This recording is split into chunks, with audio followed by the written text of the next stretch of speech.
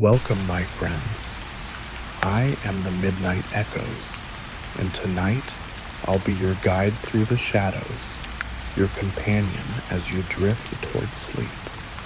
Before we begin, take a deep breath. Let your body sink into the mattress. Feel the tension slip away. If you haven't already, tap that like button, subscribe, and let me know, where in the world are you listening from, and what time is it for you? Settle in, let the darkness wrap around you like a blanket. The first call came at 11:42 p.m. I remember because I just checked the clock, debating whether to go to bed or watch one more episode of that crime drama I'd been binging. The shrill ring of my phone shattered the silence, making me jump and spill popcorn across my lap. Unknown number. I hesitated, thumb hovering over the screen. Then, curiosity won out. I answered, "Hello?" My voice sounded small in the hush of my apartment. Silence, then a low, raspy breath. "Hello?" I tried again, irritation creeping into my tone. "Who is this?" The line went dead. I stared at my phone, shrugged, and tossed it aside. Probably a wrong number, or a prank. I settled back into my show, pushing the odd call from my mind. 15 minutes later, my phone rang again. Same unknown number. This time, I let it go to voicemail. A minute passed. My phone buzzed. One new voicemail. I pressed play, holding the phone to my ear. That same raspy breathing filled the line for a few seconds. Then, a whisper, "I can see you." A chill ran down my spine. I deleted the message and blocked the number, my hands trembling just a little. Just a creep, I told myself. Nothing to worry about. I got up, made some tea, hoping the warmth would calm my nerves. As I waited for the kettle to boil, I found myself peering out the window, scanning the dark street below. Nothing but parked cars and empty sidewalks. Back on the couch, clutching my mug of chamomile, I tried to focus on my show, but my mind kept wandering, replaying that whispered message. "I can see you." My phone buzzed, a text from another unknown number. "Nice pajamas." I looked down at my faded Star Wars pajama pants. My stomach dropped. How could they know? I jumped up, ran to each window, yanking the curtains closed. My heart pounded so hard, I could feel it in my throat. With shaking fingers, I dialed 911. 911, what's your emergency? I took a deep breath. I'm getting threatening calls and messages from someone who says they can see me. I think I'm being watched. The dispatcher's voice was calm, professional. "Are you in immediate danger? Do you see anyone around your property?" "No, I don't think so. I don't see anyone, but, ma'am, while this is certainly unsettling, we can't send officers unless there's an immediate threat. Have you blocked the number?" "Yes, but they're using different numbers now." "I understand. Keep your doors and windows locked. If you see anyone suspicious or feel you're in danger, call us back immediately." I hung up, frustrated and scared. They weren't going to help me. My phone rang again, another unknown number. Against my better judgment, I answered. "Stop calling me," I said, trying to sound firm, unafraid. A low chuckle, then, "We're just getting started, Sarah." My blood ran cold. They knew my name. "Who is this? What do you want?" I demanded. I want you to look out your window, Sarah. I have a surprise for you. The line went dead. Every instinct screamed at me not to do it, but I found myself moving toward the window, hands shaking as I reached for the curtain. I took a deep breath and pulled it back, just an inch. At first, I saw nothing, then movement. A figure stood on the sidewalk across the street, partially hidden by a tree, looking right at my window. I let the curtain fall and stumbled away, heart racing. This couldn't be happening. It had to be a coincidence, right? Just some random person standing on the street. My phone buzzed with a new text. I told you I could see you. Panic gripped me. I ran to my bedroom, slamming and locking the door behind me. I pushed my dresser in front of it for good measure, the wood scraping loudly across the floor. Huddled on my bed, I called 911 again. There's someone outside my apartment, I said, voice shaking. They've been calling and texting me, and now they're outside. Please, I need help. We'll send a patrol car to check it out. Stay inside and keep your doors locked. I hung up and waited, every muscle in my body tense. The minutes crawled by like hours. Every small sound made me flinch. The hum of the refrigerator, the ticking of my bedside clock, the rustle of leaves outside my window. My window. I hadn't closed the bedroom curtains. I looked up slowly, dreading what I might see. The glass reflected my pale, terrified face. Beyond that, the dark night sky, the silhouettes of trees, and a face pressed against the glass, grinning. I screamed, scrambling backward off the bed. I hit the floor hard, tangled in my blanket. The face disappeared from the window. Sobbing, I crawled to the corner of the room, as far from the window as I could get.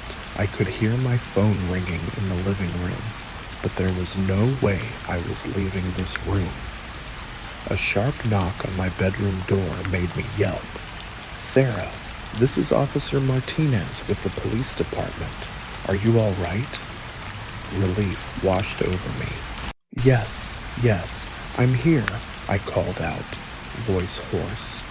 I shoved the dresser away from the door with shaking arms and unlocked it. 2 police officers stood in my hallway, looking concerned. Are you hurt, ma'am? Officer Martinez asked. I shook my head. No, but there was someone at my window, right there. I pointed, but the window showed nothing but darkness now. The officers did a thorough check of my apartment and the surrounding area. They found no signs of an intruder, no footprints beneath my window. Your fire escape is secure, and there's no way someone could have climbed up to this window without equipment, Officer Chen said.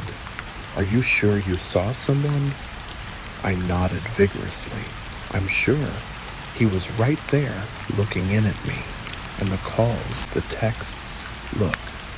I showed them my phone, but the messages from the unknown numbers were gone, deleted somehow. The officers exchanged a look I couldn't quite read. Miss Carter, is there someone who could stay with you tonight? A friend or family member? Officer Martinez asked gently. I shook my head. My family's out of state, and my friends all live across town. All right, we'll have a car patrol the area for the rest of the night. Try to get some rest, and don't hesitate to call if anything else happens. After they left, I double-checked every lock, every window. I turned on all the lights and played loud music to drown out any sounds that might freak me out. There was no way I was sleeping tonight. I paced my living room, jumping at every car that drove by, every gust of wind that rattled the windows. My phone remained silent. As the first light of dawn began to creep through the curtains, I finally started to relax. I'd made it through the night. Maybe it had all been some vivid, stress-induced hallucination. Maybe. My phone buzzed. New text message. With trembling fingers, I opened it. "Good morning, Sarah. Did you miss me? Don't worry. I'll see you again soon. Sweet dreams." Attached was a photo of me, asleep on my couch, clearly taken from inside my apartment. I dropped the phone as if it burned me. This wasn't possible. The police had checked everything. I'd been awake all night. But as the terror rose in my throat, threatening to choke me, my eyes landed on the TV remote next to me. The Blu-ray player was on the menu screen of my show, playing on a loop. Slowly, realization dawned. I hadn't been binging a new show last night. I'd been watching my own life, recorded and played back to me. How long had they been watching? How did they get in? And most terrifying of all, were they still here? As if in answer, I heard a creak from inside my walls, a sound I'd always dismissed as old pipes or settling foundations. Now, I knew better. My phone buzzed again. Trembling, I looked at the screen, ready for the next episode. The headlights barely pierced the curtain of rain as I steered down that winding country road, hours from home and running on nothing but caffeine and nerves. The clock on the dash glowed 12:17 a.m. The world outside was a blur of wet trees and empty fields, a perfect setting for a nightmare. That's when I saw him. A lone figure standing at the roadside, thumb out, his silhouette is shivering in the downpour. Every instinct told me to keep driving, to let the storm swallow him whole, but something about the way he stood, shoulders slumped, head bowed, made me slow down. Maybe it was pity, maybe it was the hope that if I helped him, the universe would go easy on me for once. I pulled over, wipers squealing, heart thudding in my chest. The man jogged up, rain streaming down his face, hood plastered to his skull. He slid into the passenger seat, bringing with him the sharp scent of wet earth and something else, something metallic, almost like rust. "Thanks, mate," he said, voice calm.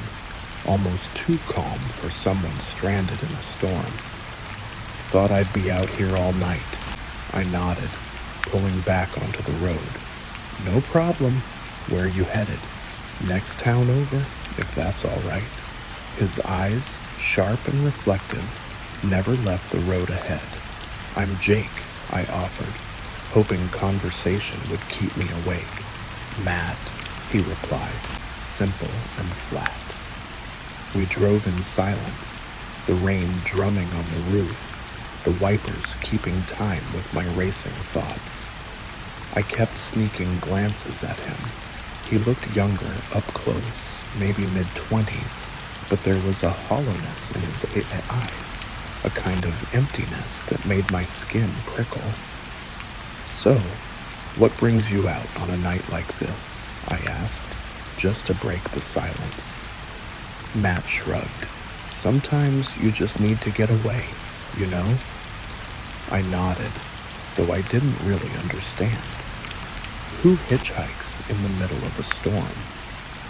"What about you?" he asked, voice low. "Long drive, coming back from a business trip. Should have stayed at a hotel, but I wanted to get home." He hummed, eyes fixed on the darkness ahead. The rain grew heavier, if that was even possible, and I leaned forward, squinting through the windshield. "Crazy weather, huh?" I said, more to fill the silence than anything else. No response. I glanced over, and my heart nearly stopped. The passenger seat was empty. I slammed on the brakes, the car fishtailing on the slick road. I looked around wildly, half expecting to see Matt in the back seat, but the car was empty except for me. The seat was wet where he'd been sitting, the musty smell of his damp clothes still hanging in the air. With shaking hands, I put the car in park and turned on the interior lights, searching under the seats, even popping the trunk, though I knew it was impossible for him to have gotten there. Nothing, no trace of Matt. I got back in, soaked from the rain, mind spinning. Had I imagined him? Was I so tired I'd hallucinated an entire conversation? But the seat was wet. The smell lingered. As I went to put the car back in drive, something caught my eye, a small puddle of water on the dashboard. Next to it, a muddy fingerprint. A chill crawled down my spine. This was real. Matt had been here, and now he was gone. I pressed the gas, desperate to put distance between me and that stretch of road. Every shadow seemed to move. Every reflection in the rear view made me jump. I checked the back seat obsessively, half expecting to see Matt's face grinning at me. After what felt like hours, but was probably only minutes, I saw lights ahead, a gas station. I pulled in, the fluorescent glow a harsh relief from the storm outside. I sat for a moment, engine idling, trying to decide what to do. Should I call the police? Would they even believe me? Finally, I worked up the courage to go inside. The bell above the door jingled, making me jump. The clerk, an older man with a scraggly beard, looked up from his magazine. "Nasty night to be out," he commented. "Yeah," I replied, trying to sound calm.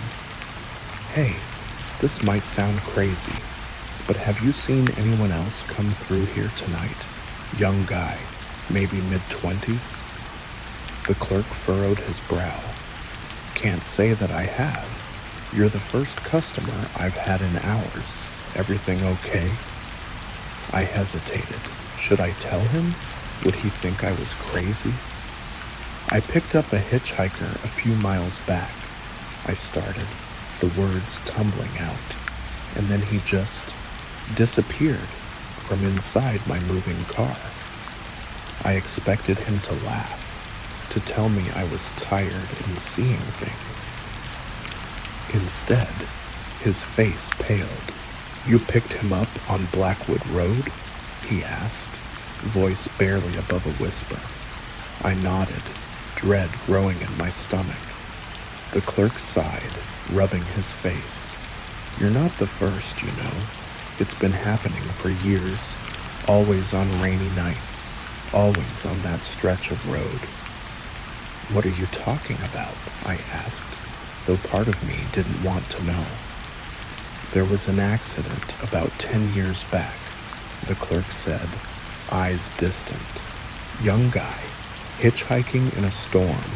Driver didn't see him until it was too late. Hit him head on. They say he died instantly. I felt the blood drain from my face.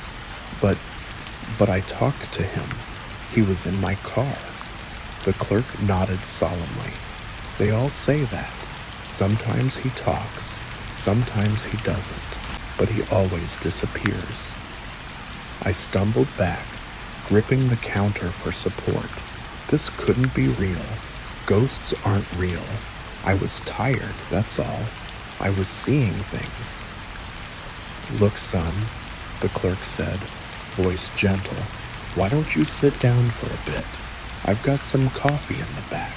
You look like you could use it." I nodded numbly, Following him to a small break room, he poured me a cup, the aroma grounding me. "What do I do now?" I asked, voice shaking. The clerk shrugged. "Not much you can do. He's never hurt anyone, far as I know. Just gives them a good scare. My advice, get some rest. Try to put it behind you."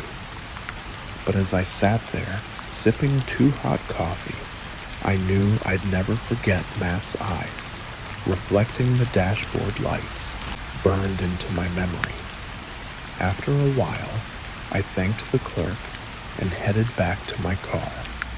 The rain had let up, a full moon peeking through the clouds. I took a deep breath, steeling myself for the drive home. As I reached for the door handle, I froze.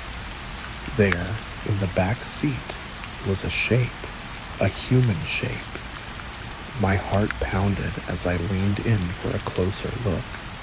It was my jacket, the jacket I could have sworn I'd left at home. I laughed, the sound bordering on hysterical. My imagination was really getting the best of me. I got in, shaking my head. As I started the engine, my eyes caught something in the rearview mirror. For just a second, I could have sworn I saw Matt's face, his eyes meeting mine in the reflection. But when I whipped around, the back seat was empty. I peeled out of the gas station, tires squealing on the wet pavement. As I drove, I couldn't shake the feeling that I wasn't alone. Every shadow looked like a person. Every reflection made me flinch. I made it home in record time, hands shaking as I unlocked my front door. I left the lights off, not wanting to see if anything or anyone had followed me.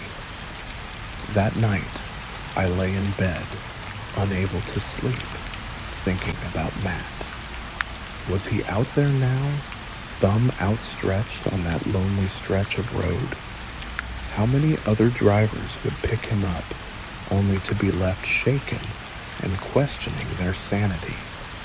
One thing was certain, I'd never pick up another hitchhiker again. And on rainy nights, I'd be sure to avoid Blackwood Road. Because now I knew the truth. Sometimes the ghosts of the past don't stay in the past. Sometimes they hitch a ride into the present, leaving us to grapple with a reality we're not prepared to face.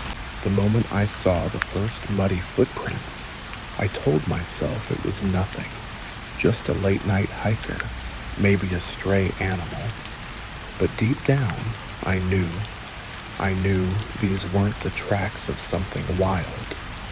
They were too precise, too human, leading straight up to my cabin door, as if their owner had simply materialized from the darkness itself.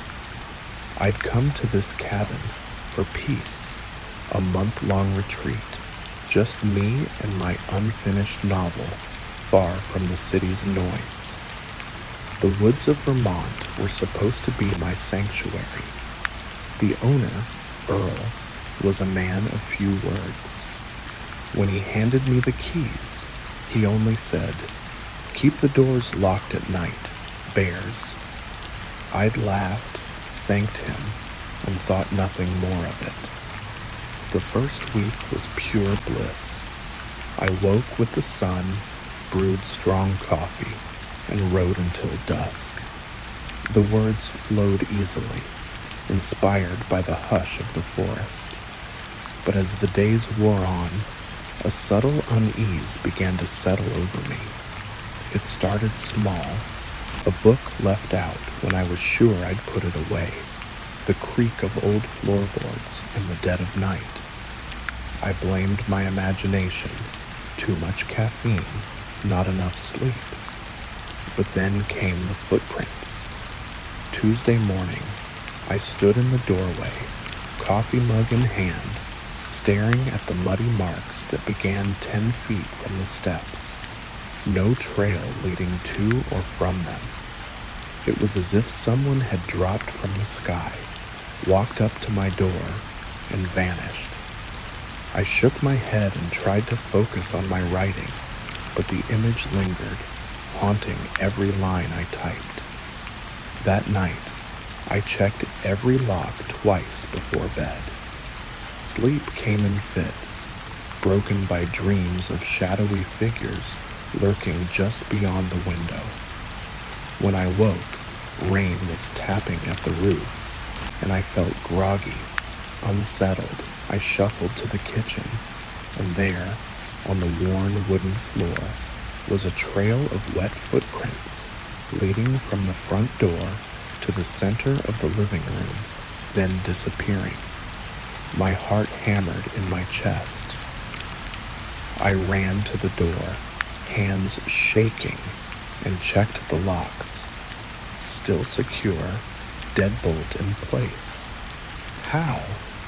I searched the cabin, every inch for signs of forced entry. Nothing. I called Earl. Anyone else got a key to this place? I tried to keep my voice steady. Just me and you, he replied, his tone gruff. Why? Something wrong? I hesitated, then told him about the footprints. There was a long pause. Probably just some animal tracks you're seeing, he said finally, but there was an edge to his voice that made my skin crawl. Don't worry about it. But I did worry. All day, the image of those prints gnawed at me, derailing my concentration. As night fell, I locked up tight, but the words, just some animal tracks, kept echoing in my mind. I knew that was a lie. Those prints were unmistakably human. I barely slept, lying awake and listening for any sound out of place. Around 3 a.m., I heard it, soft, deliberate footsteps circling the cabin. I was paralyzed, unable to move, as the sound continued for what felt like hours, sometimes punctuated by a slow, scraping noise against the outer walls. When my alarm finally went off at 7, sunlight streaming through the curtains, I felt a wave of relief. I'd made it through the night, but as I stepped into the living room, that relief evaporated. Scratched into the wooden floor in long, jagged strokes was a single word: soon. I ran out of the cabin, still in my pajamas, desperate to reach Earl. His shop was at the edge of town, a run-down general store that looked like it belonged in another century. The bell above the door jingled as I burst in. "Whoa," Earl said, eyeing my wild look. "What's got you so worked up?" The words tumbled out. Footprints, noises, the message. His face grew graver with each detail. When I finished, he sighed heavily. "Was hoping it wouldn't come to this," he muttered, more to himself than to me. "Thought maybe it had moved on." "What had moved on?" I demanded. "What's going on?" He poured 2 glasses of whiskey, handed me one, and settled into a battered armchair. "That cabin's got a history," he began, his voice low. "Decades ago, a man lived there, kept to himself, odd, but harmless, until they found the bodies. 3 hikers, murdered. The man vanished. Some say he died out there. Others say he's still waiting." I drained the whiskey in one gulp, my mind spinning. "Why didn't you tell me this before?" Earl shrugged. "Didn't think you'd believe me. It's been quiet for years. Thought maybe it was over." I left at Earl's shop in a daze, torn between packing up and leaving, or staying to see if I could uncover the truth. The writer in me, stubborn and curious, won out. That night, I waited. Midnight came, and the footsteps started again. This time, instead of hiding, I crept to the window. What I saw nearly stopped my heart. A figure stood at the edge of the clearing, barely visible in the moonlight, tall, gaunt, clothes in tatters. It swayed slightly, as if in a breeze I couldn't feel. As I watched, frozen in terror, it turned its head toward the cabin, toward me. I stumbled back from the window, breath coming in ragged gasps. This couldn't be real. A nightmare, a hallucination, anything but reality. A soft scratching at the door jolted me.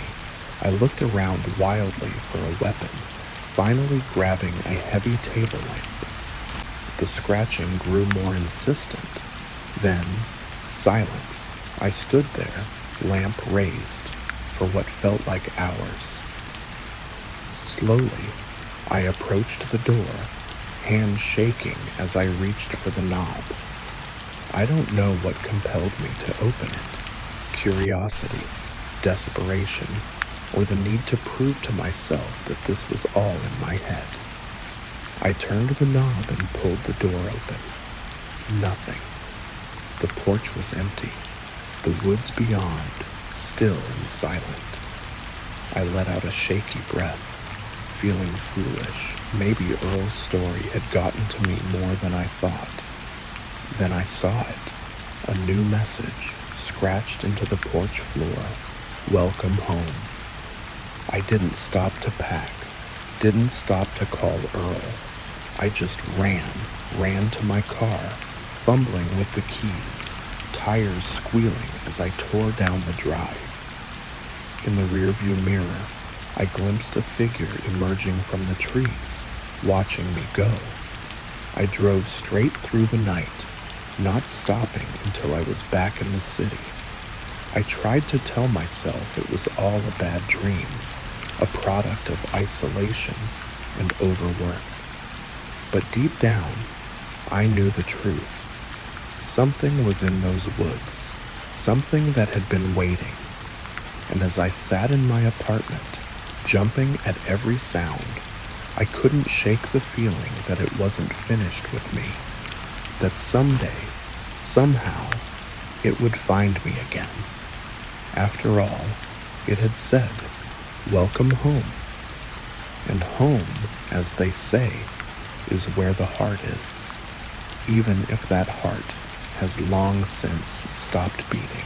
The moment I saw his eyes in the rearview mirror, I knew I'd made a terrible mistake. What started as a simple act of kindness, a late-night ride for a stranger, was spiraling into a nightmare, each mile dragging me deeper into the unknown. The rain hammered the windshield, drowning out the sound of my own heartbeat, but not the voice in my head. Get out of this car, now. It was past midnight.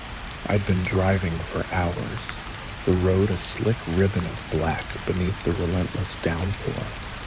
I'd considered pulling over, waiting for the storm to pass, but stubbornness and the promise of my own bed kept me going. That's when I saw him, standing on the shoulder, thumb out, rain pouring off his jacket and sheets. For a split second, I thought about all the warnings, all the stories, but I slowed anyway. Sometimes, the world feels too empty to leave a soul standing alone in the dark. He jogged up, water streaming from his hair, and slid into the passenger seat. The air filled with the scent of rain and something else, something metallic, sharp, that made the hairs on my arms stand up. Thanks, man, he said, pushing his wet hair from his eyes. Thought I'd be out here all night. No problem, I replied, pulling back onto the road, trying to sound casual. Where you headed? Just the next town over, if that's all right. His voice was calm, too calm. I nodded, squinting through the rain, the wipers barely keeping up. "I'm Mark," I offered, hoping conversation would keep me awake. "John," he replied, his eyes fixed on the road ahead, his face half hidden in the shadow. We drove in silence, the rhythmic swish of the wipers the only sound. Every so often, I glanced at him. Something about him set me on edge. He was staring straight ahead, unmoving, as if he were carved from stone. "So, what brings you out on a night like this?" I asked, forcing my voice to stay steady. John shrugged. "Sometimes you gotta do what you gotta do, you know?" I nodded, pretending to understand. "Who hitchhikes in the middle of a storm?" "What about you?" he asked, his voice low. "Long drive, coming back from visiting family. Should have gotten a hotel, but I wanted to get home." He hummed in response, still not looking at me. The rain grew heavier, if that was even possible. I leaned forward, straining to see the lines on the road. "Crazy weather, huh?" I said, just to fill the silence. "Yeah," John replied, his voice almost a whisper. "Perfect night for a drive. No one else on the road." Something in his tone made my skin crawl. I gripped the steering wheel tighter, suddenly aware of how isolated we were. "So, where exactly is this next town?" I asked, trying to keep my tone light. John shifted in his seat. "Oh, not too far now. Just keep driving straight." I frowned. We'd been on this road for a while, and I hadn't seen any signs for a town. In fact, I was starting to think we'd missed a turn. "Are you sure?" I asked. "I don't remember the next town being this far." He turned to look at me then, and in the glow of the dashboard, I saw something in his eyes, a hardness, a glint of something dangerous. I said, "Keep driving," he said, all pretense of friendliness gone. My heart started to race. I gripped the wheel so tight, my knuckles turned white. "Look, I think there's been a misunderstanding. Maybe I should just let you out here." Before I could finish, I felt something press against my side. I glanced down and saw the glint of a knife blade. "Keep driving," John said, each word a cold command. My mouth went dry. I pressed the gas, my mind racing. How had I gotten myself into this? What did he want? We drove in silence, the tension thick as the storm outside. The rain pounded the roof, a relentless drumbeat. My thoughts spun. Could I crash the car? Jump out? Any sudden movement, and that knife could end it all. "Turn right up here," John suddenly commanded. I looked ahead, saw a dirt road vanishing into the darkness. My stomach dropped. There was no way this led to a town. "Please," I said, my voice shaking. "Take my wallet, my phone, whatever you want. You don't have to do this." John laughed, a harsh, joyless sound. "Oh, but I do. Now turn." With shaking hands, I turned onto the dirt road. The car bounced and slid in the mud, the headlights barely cutting through the blackness. My mind raced, searching for a way out. "Stop here," John said after a mile. I brought the car to a halt. We were surrounded by forest. No lights, no signs of life. "Get out," he ordered. I hesitated, and the pressure of the knife increased. I said, "Get out." Slowly, I opened the door and stepped into the rain. It soaked me in seconds, cold and sharp. John got out too, knife still pointed at me. "Walk," he said, gesturing toward the trees. I started forward, my mind whirring. If I ran, would he catch me? Could I fight him off? The mud sucked at my shoes. The branches whipped my face. John stayed close behind, prodding me with the knife when I slowed. Finally, we reached a small clearing. "Turn around," he said. This was it, my one chance. As I turned, I let myself slip in the mud, falling backward. In the split second of confusion, I kicked out, catching John in the knee. He yelled, the knife falling from his hand. I scrambled to my feet and ran, crashing through the underbrush, branches tearing at my skin. I could hear him behind me, cursing and stumbling. I had no idea where I was going, just that I had to get away. The rain made it hard to see, hard to breathe, but I didn't stop. After what felt like hours, but was probably only minutes, I burst out onto a road. Headlights appeared in the distance. I waved my arms frantically, desperate. The car slowed. An elderly woman rolled down her window, concern etched on her face. "Are you all right?" "Please," I gasped. "Help me." She must have seen the terror in my eyes, because she unlocked the doors without hesitation.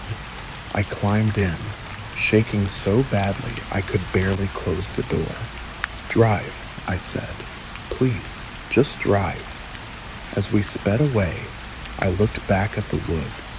For a moment, I thought I saw a figure standing at the edge, watching us go. Then we turned a corner, and he was gone. The woman drove me straight to the police station.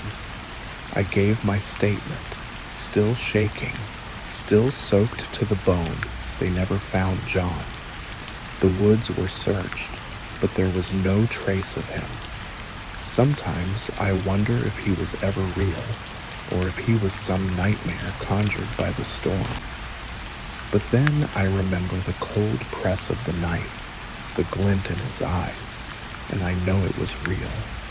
I don't drive at night anymore, if I can help it, and I never, ever pick up hitchhikers.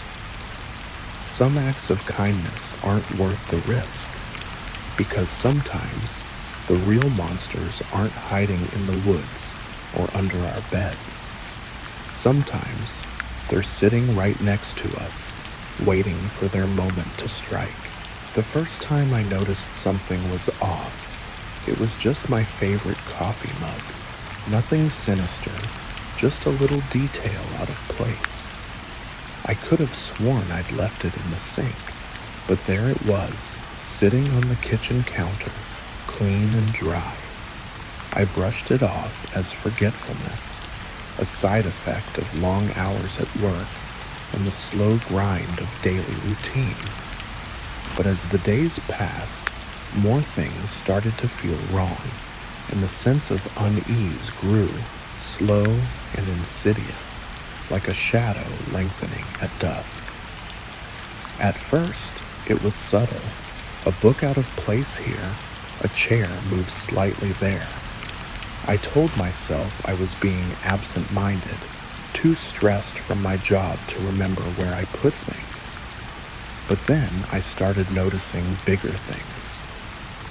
One day, I came home to find my laptop open on the coffee table.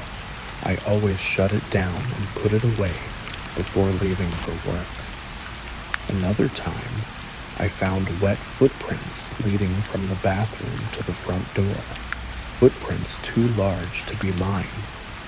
I started to feel uneasy in my own home. I'd walk into a room and get the distinct feeling that someone had just been there. The air would feel different, disturbed, as if it still held the echo of another person's breath. I'd catch whiffs of unfamiliar cologne, or hear the faintest echo of footsteps, when I knew I was alone. I considered talking to my landlord, Mr. Keegan, but what would I say? That I thought someone was sneaking into my apartment to move my things around? He'd think I was crazy. So I kept quiet, trying to convince myself I was just being paranoid. But then came the night that changed everything. I woke up suddenly, heart pounding. Something had pulled me from sleep, but I couldn't pinpoint what. The digital clock on my nightstand read 3:17 a.m. As I lay there, trying to calm my racing pulse, I heard it, the soft creak of a floorboard in the living room. I froze, barely daring to breathe. There it was again, closer this time. Someone was in my apartment. Panic gripped me. I reached for my phone, ready to call 911, but my fingers froze over the keypad. What if they heard me? What if they came in here? The footsteps stopped right outside my bedroom door. I could see the shadow of feet and the gap beneath it. My whole body tensed, waiting for the handle to turn. But it didn't. After what felt like an eternity, the shadow moved away. I heard more creaks, then the soft click of the front door closing. I didn't move for hours, too terrified to even check if they were really gone. When the first light of dawn started to creep through my curtains, I finally found the courage to get up. The apartment looked normal. Nothing was missing. Nothing was out of place. If it weren't for the lingering scent of that unfamiliar cologne, I might have convinced myself it was all a bad dream. I called in sick to work that day. I couldn't bear the thought of leaving my apartment unattended. Instead, I went to the hardware store and bought new locks for my doors and windows. I installed them all myself, my hands shaking the entire time. That night, I barely slept. Every little noise made me jump. I kept imagining I heard footsteps, kept seeing shadows move out of the corner of my eye. The next day, exhausted and on edge, I decided I needed proof. I went out and bought a small security camera, the kind you can hide easily. I set it up in my living room, angled to capture most of the apartment. For days, nothing happened. The camera recorded an hours of empty rooms and me going about my daily routine. I started to think that maybe I had imagined the whole thing, that stress and lack of sleep had made me paranoid. And then, a week after I installed the camera, it happened. I was at work when I got the notification on my phone that the camera had detected movement. With shaking hands, I opened the app and watched the live feed. There was someone in my apartment, a man, moving around my living room like he owned the place. As he turned toward the camera, I felt my blood run cold. It was Mr. Keegan.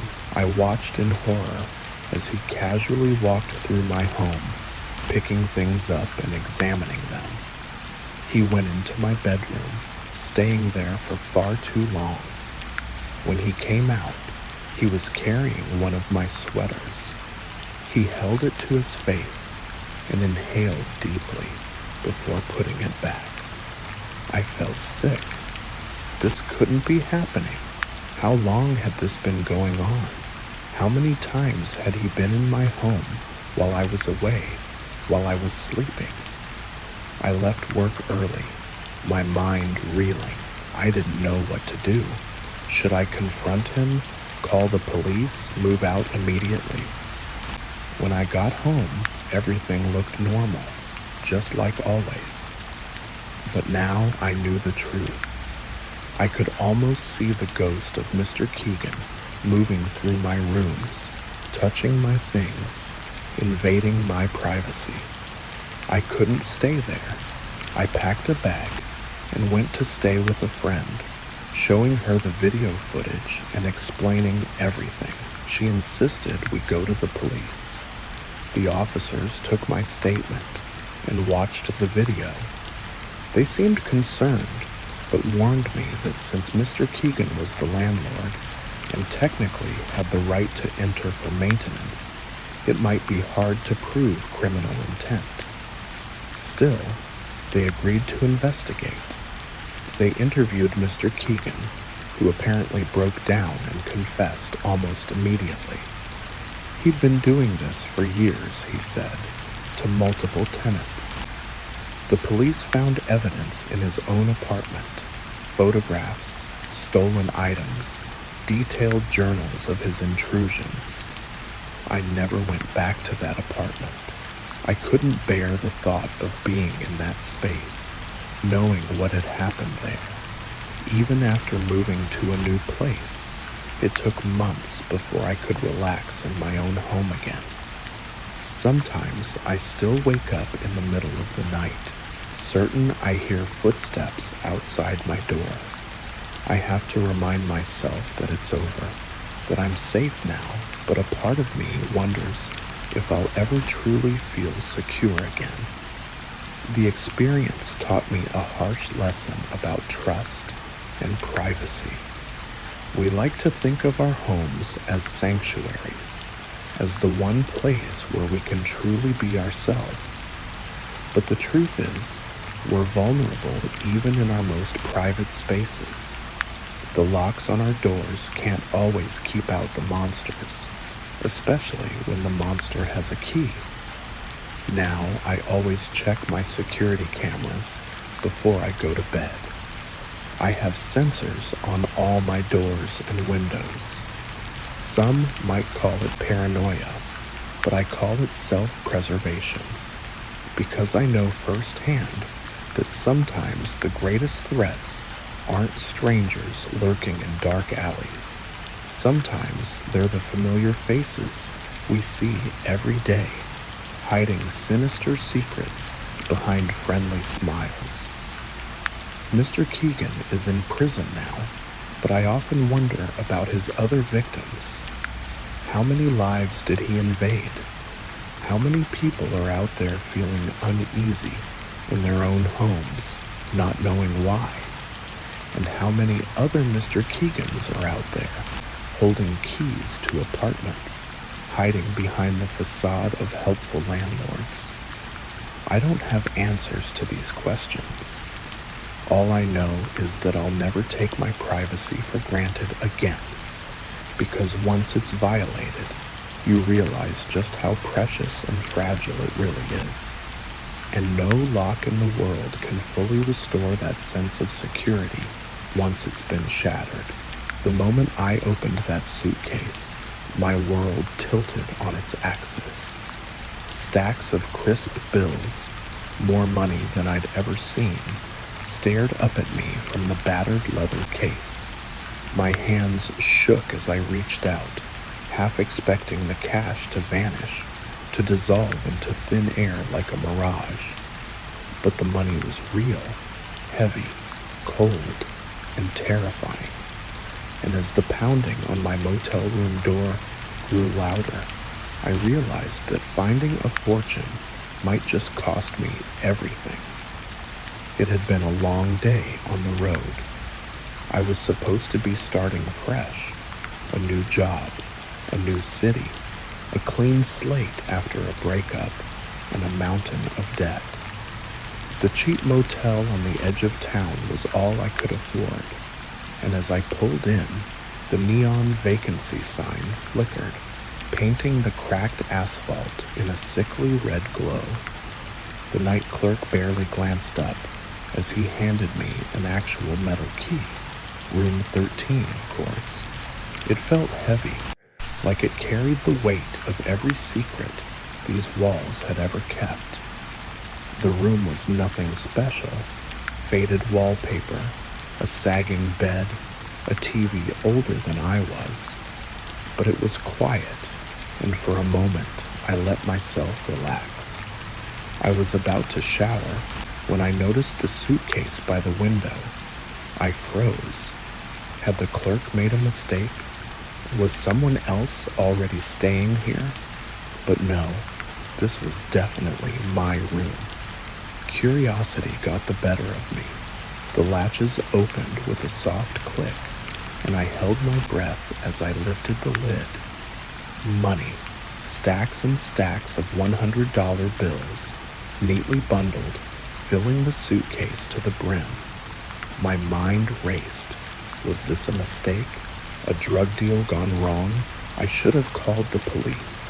I should have closed the suitcase and walked away. But then I saw the envelope tucked into the lining. My name was written on the front in careful, blocky letters. My stomach dropped. With trembling fingers, I tore it open. Inside was a single sheet of paper, delivered to 1029 Cypress Avenue. You have until 2 o'clock a.m. Do not contact anyone. We're watching. I glanced at the clock. 11:47 p.m. Just over 2 hours. My heart pounded. I should call the cops, I thought. But what if they were already watching? What if this was some kind of test or trap? I stared at the money, my mind spinning. I could take some, just enough to pay off my debts. They'd never know. Or I could run, disappear, start a new life somewhere far away. A soft knock at the door made me jump. At first, it was gentle, then louder, more insistent. Housekeeping, a muffled voice called. Housekeeping? At midnight? My voice shook as I called back. No, thank you. The knocking stopped, but I could sense as someone still out there. I crept to the peephole. A man stood in the hallway, dressed in a motel uniform that didn't fit. He looked directly at the peephole, a smirk on his face. Then he reached into his pocket and pulled out a gun. I stumbled back, panic rising. The only exit was the door, and he was right there. The window, second floor, but maybe... The doorknob began to turn. I hadn't even heard him picking the lock. In a burst of adrenaline, I grabbed the suitcase and ran to the window. It was swollen with humidity, but I forced it open with a screech, just as the door slammed open behind me. I didn't think. I just jumped. The fall was longer than I expected. I hit the ground with pain shooting through my ankle. The suitcase tumbled from my grasp. I heard shouts above, footsteps pounding. I grabbed the case and ran, my ankle screaming. My car was just a few spaces away. A gunshot rang out, the bullet pinging off the pavement. I dove into the driver's seat, jammed the key into the ignition, and peeled out of the lot. In the rearview mirror, I saw 2 men running after me, but they quickly faded into the darkness. After 20 minutes of frantic, random turns, I pulled into an empty parking lot, hands shaking so badly I could barely turn off the engine. What had I done? What was I supposed to do now? The suitcase sat on the passenger seat, an anchor dragging me down. I checked my phone, 12:43 a.m. A little over an hour until the deadline. I could go to the police. Maybe they could protect me, or I could make the delivery and hope whoever was behind this would let me go, or I could run, take the money, disappear. Each option seemed more dangerous than the last. The clock was ticking, and I knew that somewhere out there, someone was watching, waiting. With a deep breath, I started the car. Whatever happened next, there was no going back.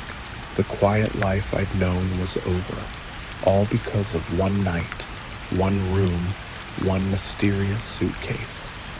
And as the city lights blurred past my windows, I couldn't help but wonder, when this night was over, would I be rich, in jail, or worse? Only time would tell, and time, I knew, was running out. The first crack of thunder made me jump, but it was the second sound, a low, guttural moan from the shadows of the old barn, that truly turned my blood to ice. I'd only sought shelter from the storm, desperate for a dry place to wait out the night, but as the wind howled and the rain battered the roof, I realized I'd walked straight into a nightmare. It started as a simple camping trip. I needed to clear my head after a messy breakup and the stress of losing my job. Just me, my tent, and the great outdoors. I chose a remote spot, miles from the nearest town. The first 2 days were bliss.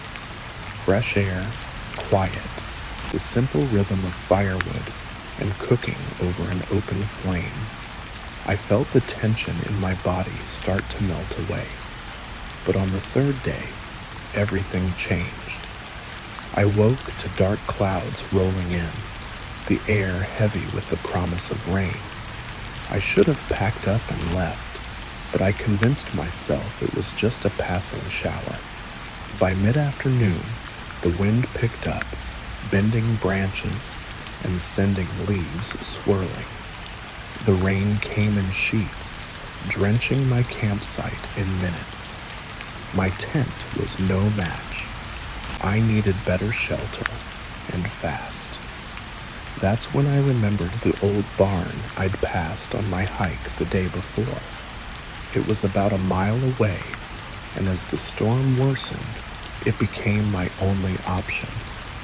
I stuffed what I could into my backpack and set off, the storm lashing at my face and soaking me to the bone.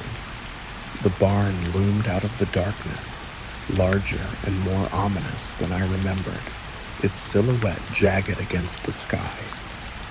I hesitated at the entrance, heart pounding. There was something off about the place, a stillness that felt unnatural, even with the storm raging around it. Another crack of thunder made the decision for me. I ducked inside, grateful for the shelter.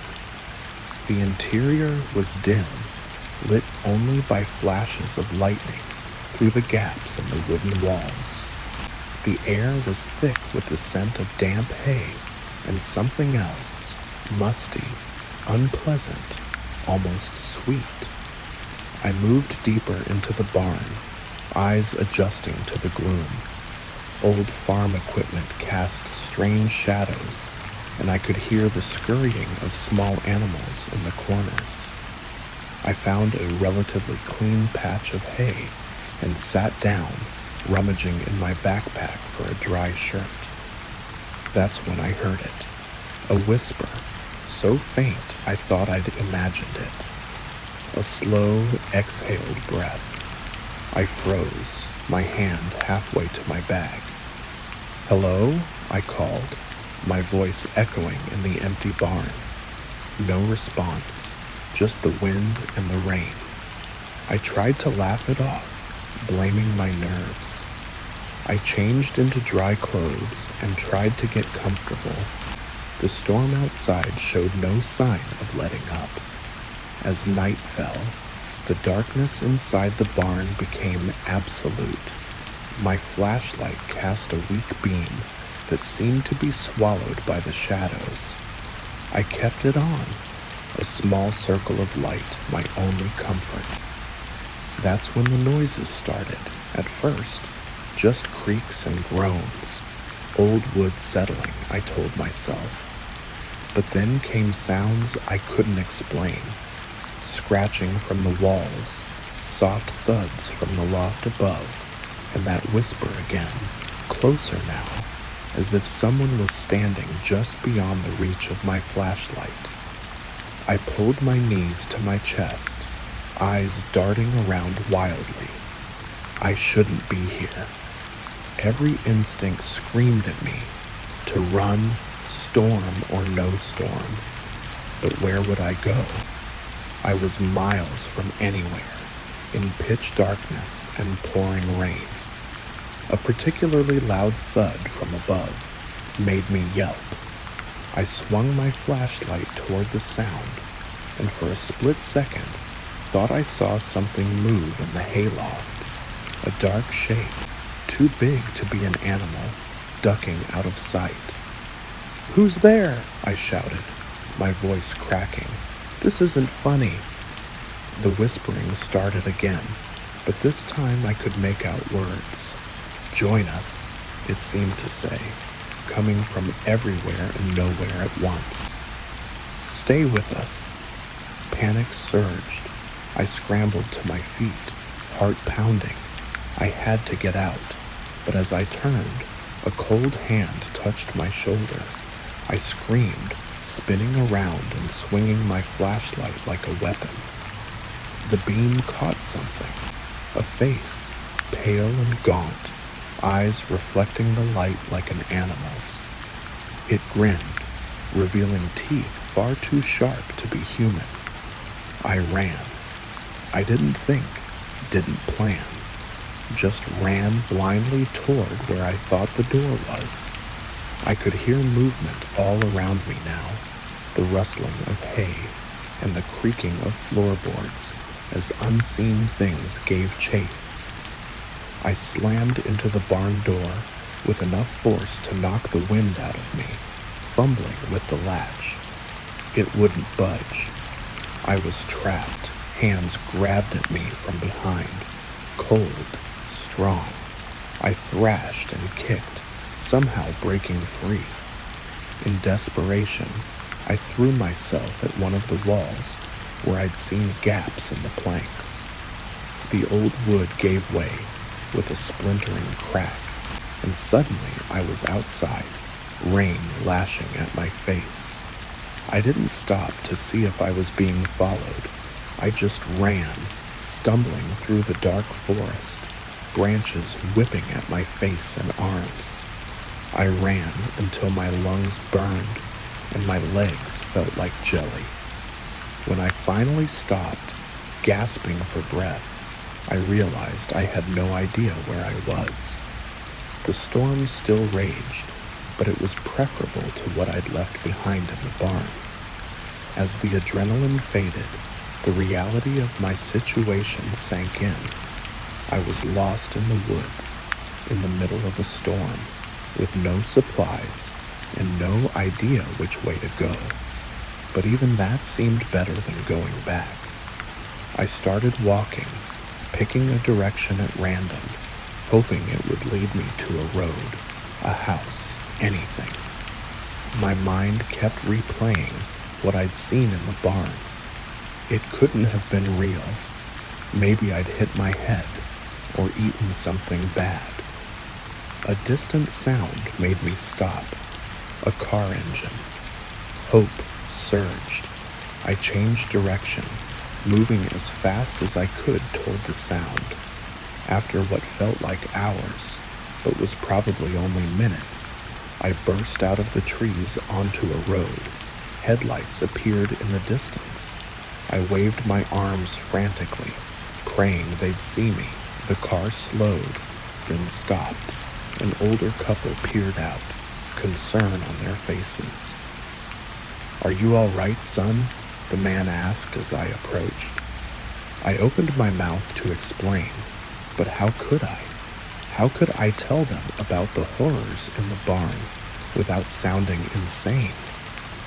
I got lost, I managed. "Can you help me get to town?" They were kind enough to give me a ride. As we drove away, I kept looking back, half expecting to see pale faces and sharp-toothed grins in the rearview mirror, but there was nothing but darkness and rain. I never went camping again after that night. Sometimes, when the wind howls just right, I can still hear those whispers. "Join us," they say. "Stay with us." And I know, with a certainty that chills me to my core, that somewhere out there, in a forest I'll never visit again, there's an old barn waiting for the next unsuspecting soul to seek shelter from the storm.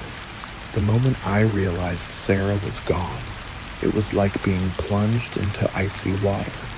1 second she was there, sitting beside me in the passenger seat, and the next, nothing but empty space and the relentless drumming of rain on the windshield. The world outside was a blur, the city lights smeared by the storm, and my mind raced to make sense of what had just happened. It had been a long day at the office, the kind where the fluorescent lights seem to sap your energy and the ticking clock mocks you with every slow second. I was the last one out, locking up just as thunder rolled in, the sky split by jagged flashes of lightning. That's when I saw her, Sarah, huddled under the building's awning, clutching her jacket tight against the downpour. I knew her only vaguely.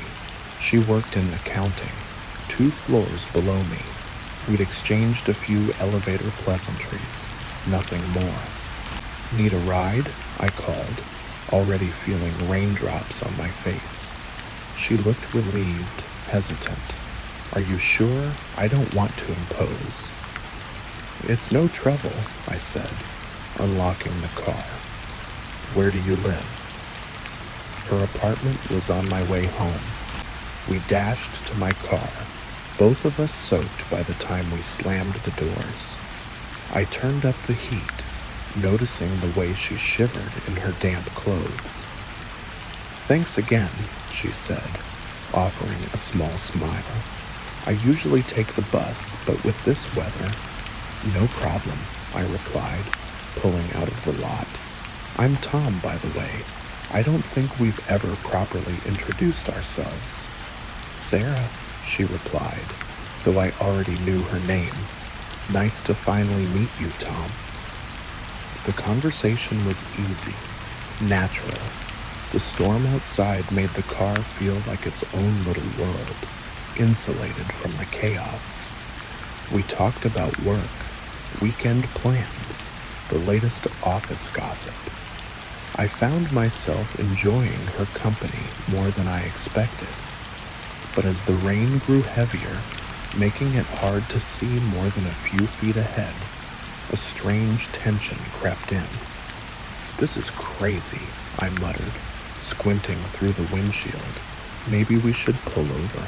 Sarah's voice was soft, uncertain. Maybe, or we could just keep going. Almost there, right? I nodded, glancing over at her. She smiled, but her eyes were distant, troubled. I turned back to the road, focusing on not hydroplaning in the deep puddles. The rhythmic swish of the wipers and the drumming rain filled the car. So, any big plans this weekend? I asked, trying to lighten the mood. No response. Sarah? I turned to look at her again, and my heart nearly stopped. The passenger seat was empty. I slammed on the brakes, the car fishtailing before coming to a stop. For a long moment, I just stared at the vacant seat, trying to process what I was seeing, or rather, what I wasn't seeing. Sarah? I called, louder this time. Maybe she'd slipped into the back seat. But no, that was empty too. I got out of the car, rain soaking me instantly. Sarah, I yelled, my voice barely audible over the storm. There was no sign of her anywhere. My mind raced. Had she jumped out? But how? The door hadn't opened, I would have noticed. We'd been going at least 40 miles an hour.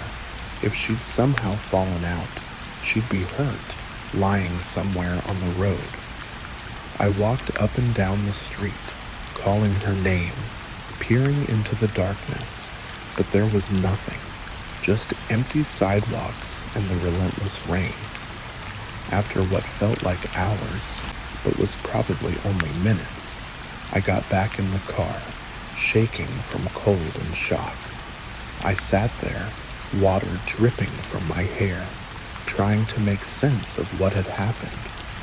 Had I imagined her? No, that was impossible. We'd had a whole conversation. I could still smell her perfume in the car. I drove home in a daze, my mind replaying every moment of the drive. By the time I reached my apartment, I'd convinced myself that I must have dropped her off and somehow forgotten about it. Stress and fatigue can do strange things to a person's memory, right? But when I checked my phone, there were no messages from Sarah thanking me for the ride. And when I got to work on Monday, ready to apologize for my apparent lapse in memory, I was met with confused looks. "Sarah from accounting?" the receptionist said, frowning. "We don't have anyone by that name working here." I felt like I was losing my mind.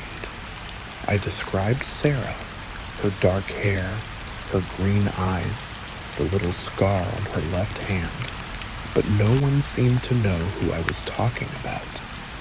I went down to the accounting department, thinking maybe there had been some misunderstanding, but as I walked through the office, I realized I didn't recognize anyone there. Faces I thought I knew suddenly seemed unfamiliar. "Can I help you?" a woman asked, noticing my confused wandering. "I'm looking for Sarah," I said, my voice sounding strange to my own ears. "She works here in accounting." The woman shook her head. "I'm sorry, there's no Sarah in this department. Are you sure you have the right floor?" I mumbled an apology and left, my head spinning. Back at my desk, I tried to focus on work, but I couldn't shake the feeling that something was terribly wrong. During my lunch break, I decided to do some digging. I searched the company directory, social media, even local news articles. There was no trace of Sarah anywhere. As the days turned into weeks, I became obsessed with finding her. I retraced our drive that night countless times, always in the rain, hoping to recreate the conditions. I put up flyers with her description, much to the concern of my coworkers, who were starting to worry about my mental state. I even went to the police, but without a last name or any proof that Sarah had ever existed, they couldn't do much. The detective listened to my story with a mixture of skepticism and pity. "Look, Mr. Thompson," he said gently, "sometimes our minds play tricks on us, especially in stressful situations. Are you sure you didn't just imagine this woman?" But I knew I hadn't imagined her. The memory of our conversation was too vivid, too real.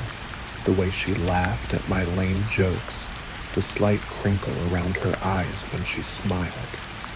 These weren't things you could invent. Months passed, and slowly life began to return to normal, or at least a new kind of normal. I still thought about Sarah every day, but the intensity of my search faded. I had to accept that I might never know what happened that rainy night. And then, exactly 1 year later, it happened again. I was driving home from work. Another late night, another rainstorm. As I stopped at a red light, I glanced over at the passenger seat out of habit. My heart nearly stopped. Sarah was sitting there, looking exactly as she had that night a year ago. She turned to me, a sad smile on her face. "Hello, Tom," she said softly. "I'm sorry I disappeared on you like that." I couldn't speak, couldn't move. I just stared at her, afraid that if I blinked, she'd vanish again. "I know you have questions," she continued, but I can't answer them. I'm not even sure I understand it myself. All I know is that sometimes, on rainy nights like this, I exist, and sometimes I don't. The light turned green, but I didn't move. Cars behind me started honking. You have to let me go, Tom, Sarah said, her form already starting to fade. For both our sakes, just remember, not everything in this world can be explained. Some mysteries are meant to remain unsolved. And with that, she was gone again. I sat there, oblivious to the angry horns behind me, tears mixing with the rain on my face. Part of me wanted to start searching again, to prove to myself and everyone else that I wasn't crazy. But a larger part knew that Sarah was right. Some things can't be explained, can't be solved. As I finally drove home, I felt a weight lift from my shoulders. The mystery of Sarah would always be a part of me, a reminder that the world is stranger and more wonderful than we can imagine. And on rainy nights, I'll always keep an eye on my passenger seat, just in case, because you never know when someone might appear or disappear right before your eyes. The moment I realized I wasn't alone in Oakwood Park, every horror movie I'd ever seen flashed through my mind.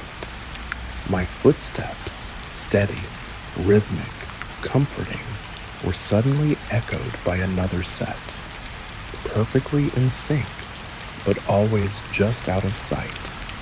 The shadows stretched long across the path, the streetlights flickering, and my heart began to pound in my chest. I knew, deep down, this late-night run was about to become a nightmare I might not escape. It started as a normal Tuesday. Work had been brutal, the kind of day that leaves your nerves raw and your mind racing. By the time I got home, I was restless, pent-up energy buzzing beneath my skin. Running always helped, so I laced up my shoes and headed out, hoping the cool air would clear my head. Oakwood Park was different at night. The familiar playground and picnic tables took on an eerie quality in the dim glow of scattered lamps. I'd run here countless times, and the solitude was usually a comfort. Just me, the sound of my breathing, and the gentle rustle of leaves. I started my usual route, a winding path around the park's perimeter. The first lap was uneventful. I focused on my breath, the tension in my body slowly melting away. By the second lap, I'd fallen into a rhythm. That's when I noticed it, a sound just on the edge of my hearing. At first, I thought it was an echo, my own footsteps bouncing off the trees. But as I rounded a bend, I realized it was something else, another set of footfalls, perfectly matching my pace. I glanced over my shoulder, expecting to see another late-night runner, but the path behind me was empty. A chill crept up my spine, despite the warm night air. I picked up my pace, telling myself I was being ridiculous. It was probably just an animal in the underbrush, or maybe my imagination playing tricks on me.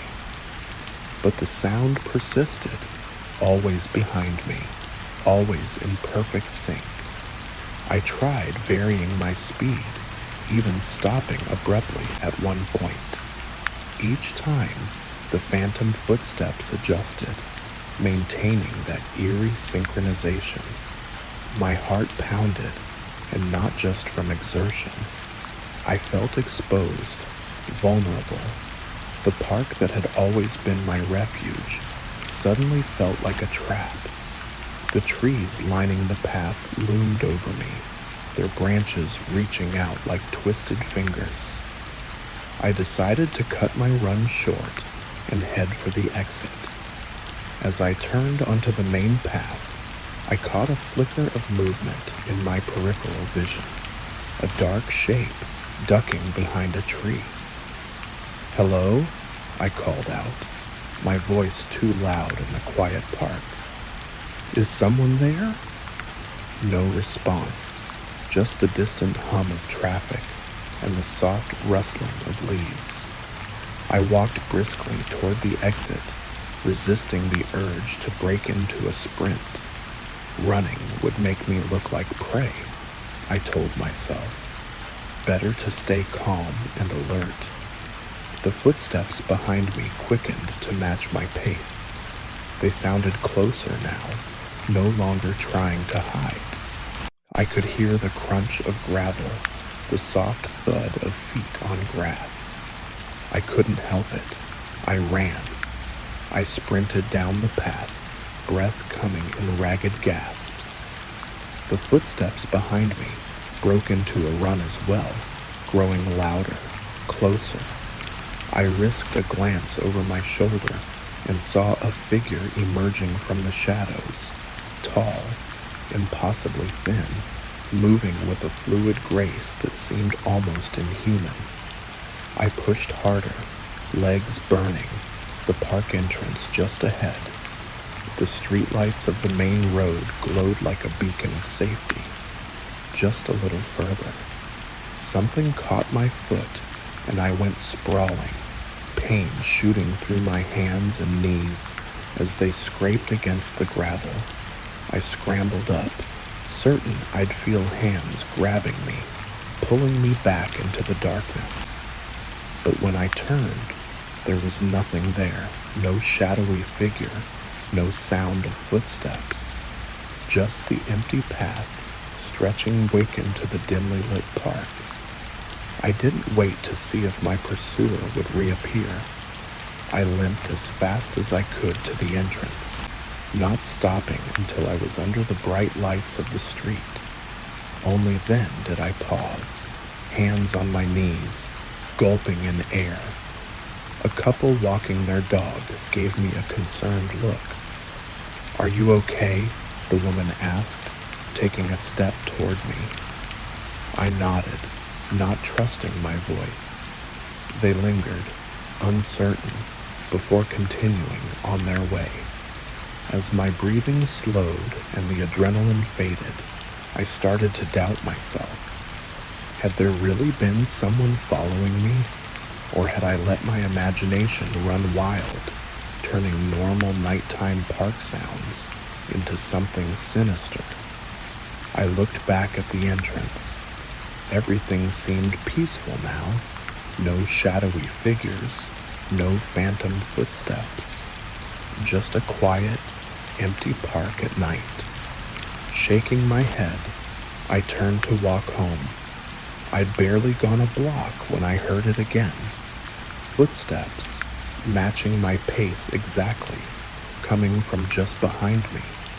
I whirled around, ready to confront whoever, or whatever, had been stalking me. The sidewalk was empty. The sound stopped the moment I did. A car drove by, its headlights sweeping across the street. For just a split second, I saw something that made my blood run cold. A shadow cast on the sidewalk beside me, a shadow that didn't match my own. I ran all the way home, not daring to look back. I slammed my apartment door shut, locking it with shaking hands. Only when I was safely inside did I allow myself to break down, sliding to the floor as sobs racked my body. What had happened in that park? Who or what had been following me? The rational part of my brain tried to come up with explanations.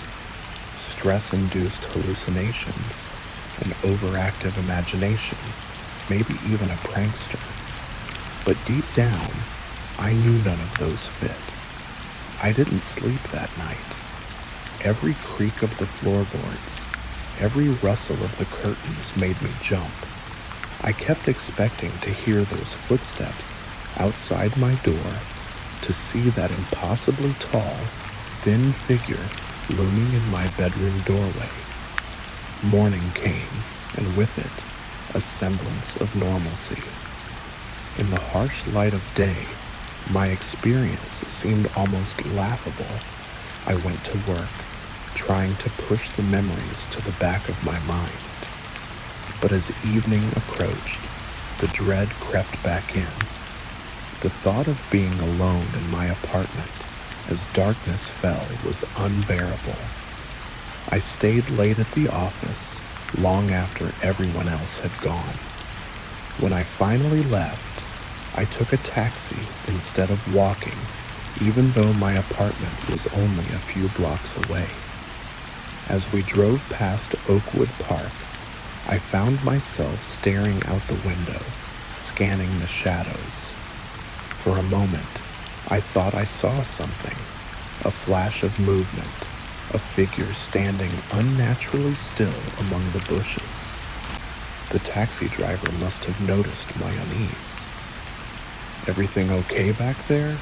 he asked, meeting my eyes in the rearview mirror. "Yeah," I lied, tearing my gaze away from the park. "Everything's fine." But I knew it wasn't, because as we drove away, I could have sworn I saw that figure step out onto the path. And even though we were moving, even though it was impossible, I heard it, footsteps, perfectly in sync with the motion of the car following me home. I haven't been back to Oakwood Park since that night. I've changed my running route, sticking to well-lit streets and crowded areas.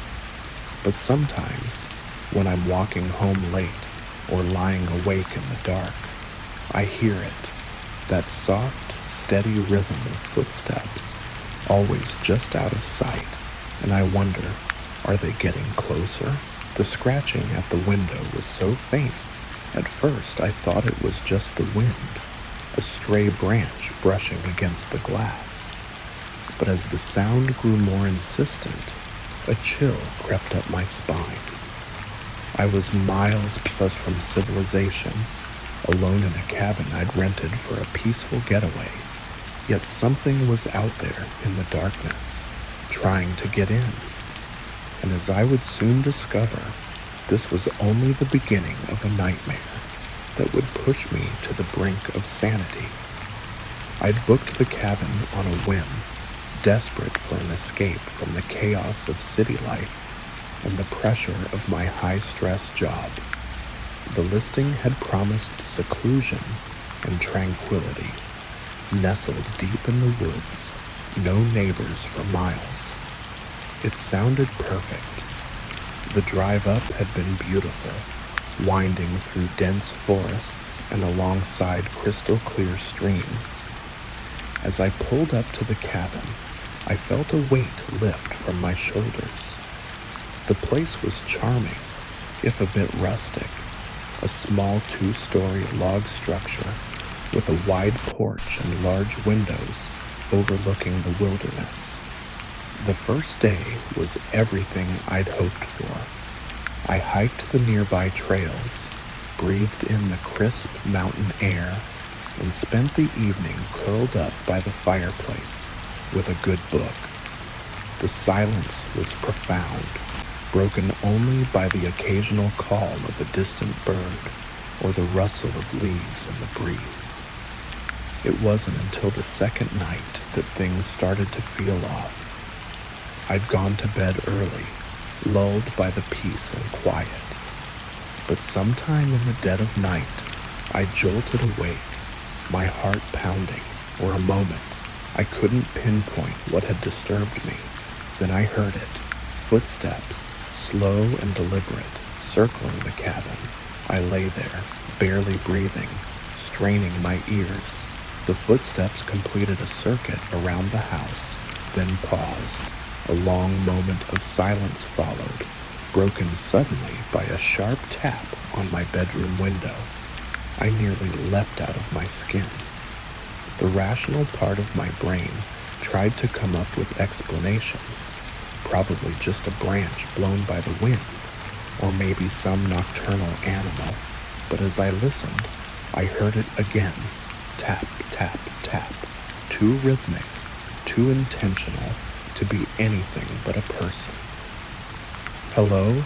I called out, my voice embarrassingly shaky. "Is someone there?" No response, just more tapping, growing more insistent. I reached for my phone, ready to call for help, only to remember with a sinking feeling that there was no cell service out here. The cabin had a landline for emergencies, but it was downstairs in the living room. Gathering my courage, I slipped out of bed and crept to the window. With trembling hands, I pulled back the curtain just a crack. At first, I saw nothing but darkness. Then a movement caught my eye, a figure standing at the edge of the woods, barely visible in the dim moonlight. As I watched, it raised a hand and waved, slowly, as if it knew I was looking. I let the curtain fall back into place, my mind reeling. This couldn't be happening. I was alone out here, miles from the nearest town. How could someone else be here? The tapping started again, this time at the living room window downstairs. I had to get to that phone. Taking a deep breath, I crept out of the bedroom and down the stairs, wincing at every creak of the old wooden floorboards. The living room was dark, lit only by slivers of moonlight peeking through the curtains. I made it to the phone and picked up the receiver, nearly sobbing with relief when I heard a dial tone. My fingers shook as I dialed 911. 911, what's your emergency? There's someone outside my cabin, I whispered, afraid the intruder might hear me. They're trying to get in. I need help. Okay, stay calm. What's your location? I froze in my panic. I'd forgotten the exact address of the rental cabin. I don't know the exact address. It's a rental out in the woods, maybe 20 miles north of Pine Grove. There was a pause on the other end of the line. Sir, we're going to need more information than that to send help. Are you in immediate danger? Before I could answer, a loud thud came from the front door, like someone had thrown their whole body against it. I dropped the phone, terror coursing through me. The thudding continued, the old wooden door groaning under the assault. I looked around wildly for a weapon, anything to defend myself. My eyes landed on the fireplace poker. Just as I grabbed it, the door burst open with a sickening crack, and there, silhouetted in the doorway, was the figure I'd seen in the woods. It was tall, impossibly tall, its limbs too long and thin to be human. As it ducked to enter the cabin, I caught a glimpse of its face in the moonlight. My blood ran cold. Where there should have been eyes, there were only dark, empty sockets. I scrambled backwards, the poker held out in front of me like a sword. "Stay back!" I yelled, my voice cracking with fear. The creature tilted its head, regarding me with those empty eye sockets. Then, to my horror, it spoke, its voice like dry leaves rustling, barely above a whisper. "We've been waiting for you," it said, "for so long." I managed to choke out.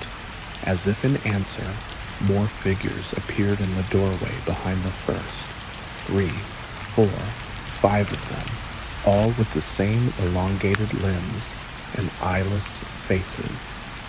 They began to advance into the room, moving with an unnatural grace, I swung the poker wildly, but it passed right through the nearest creature as if it were made of smoke. In that moment, I realized that whatever these things were, they weren't physical beings. They were something else, something not of this world. I ran up the stairs into the bedroom, slamming the door behind me. I pushed the heavy oak dresser in front of it, knowing even as I did so that it was futile. These things didn't need doors.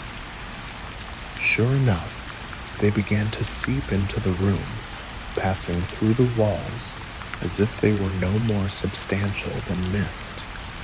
They surrounded me, their eyeless gazes boring into me. "What do you want?" I cried, pressing myself against the wall. "To show you," the first one said, "to open your eyes." It reached out a long, spindly hand toward my face. I tried to pull away, but I was frozen in place, unable to move. As its cold fingers touched my forehead, the world around me began to shift and warp. The walls of the cabin melted away, replaced by swirling cosmic vistas. I saw impossible geometries, heard sounds that no human ear was meant to hear. In that moment, I understood. These beings weren't evil, weren't here to harm me. They were messengers, guardians of some greater truth that lay just beyond the veil of our reality. They showed me wonders and horrors beyond imagination, the birth and death of universes, the grand cosmic dance of creation and destruction. I saw my own life, my own death, played out across the tapestry of time. When I came back to myself, I was lying on the floor of the bedroom. Sunlight was streaming through the windows. The creatures were gone, leaving no trace of their presence. I staggered to my feet, my mind reeling from what I'd experienced. Had it all been a dream, a hallucination brought on by stress and isolation? But as I caught sight of my reflection in the mirror, I knew it had been real. My hair had turned stark white, and in my eyes I could see the echoes of the cosmic vastness I'd witnessed.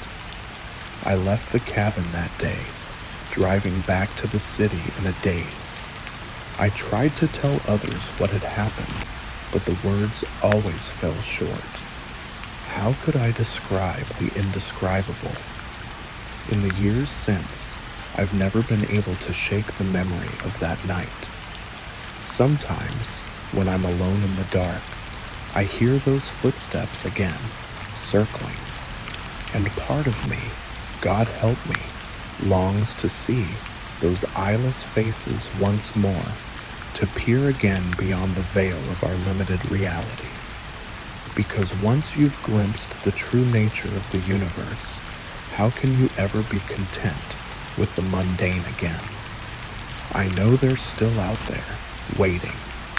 And someday, I think I might just go back to that cabin in the woods to see what other truths they have to show me. The first time I heard the footsteps in the attic, I brushed it off as the old house settling. But when I found a half-eaten sandwich on the dusty floor up there, a chill ran through me. Something, or someone, was living above my head. My summer house sitting gig was about to turn into a waking nightmare. The Miller's Victorian home was supposed to be my sanctuary for a month, a place to water plants, collect mail, and enjoy the luxury of solitude. The first week was bliss. I lounged by the pool, binged shows, and wandered the halls, marveling at antique furniture and odd trinkets. There was only one place I hadn't explored, the attic, tucked at the end of a hallway, its door hidden behind a hulking armoire. It was locked, and I figured it was just storage. That changed the night I woke to a soft thud above my bedroom. I lay there, heart racing, as footsteps creaked across the ceiling and then stopped. Silence pressed in, broken only by the ticking of a hallway clock. I told myself it was just the house creaking, or maybe a raccoon, but I couldn't shake the feeling that something was wrong. The next day, curiosity gnawed at me. I searched for the attic key and found it in Mr. Miller's desk, a heavy, old-fashioned thing that belonged in a Gothic novel. With trembling hands, I unlocked the attic door and climbed the narrow stairs, my phone's flashlight barely piercing the gloom. The attic was a cavern of forgotten things, moonlight filtering through a tiny window. That's when I saw it, a makeshift bed in the corner, piles of food wrappers, and a half-eaten sandwich on a rickety table. I stumbled back, slamming the door and locking it behind me. My mind reeled. Someone was living up there. How long had they been here? Did the Millers know? I tried calling their emergency number, but it went straight to voicemail. I debated calling the police, but what if it was just a homeless person seeking shelter?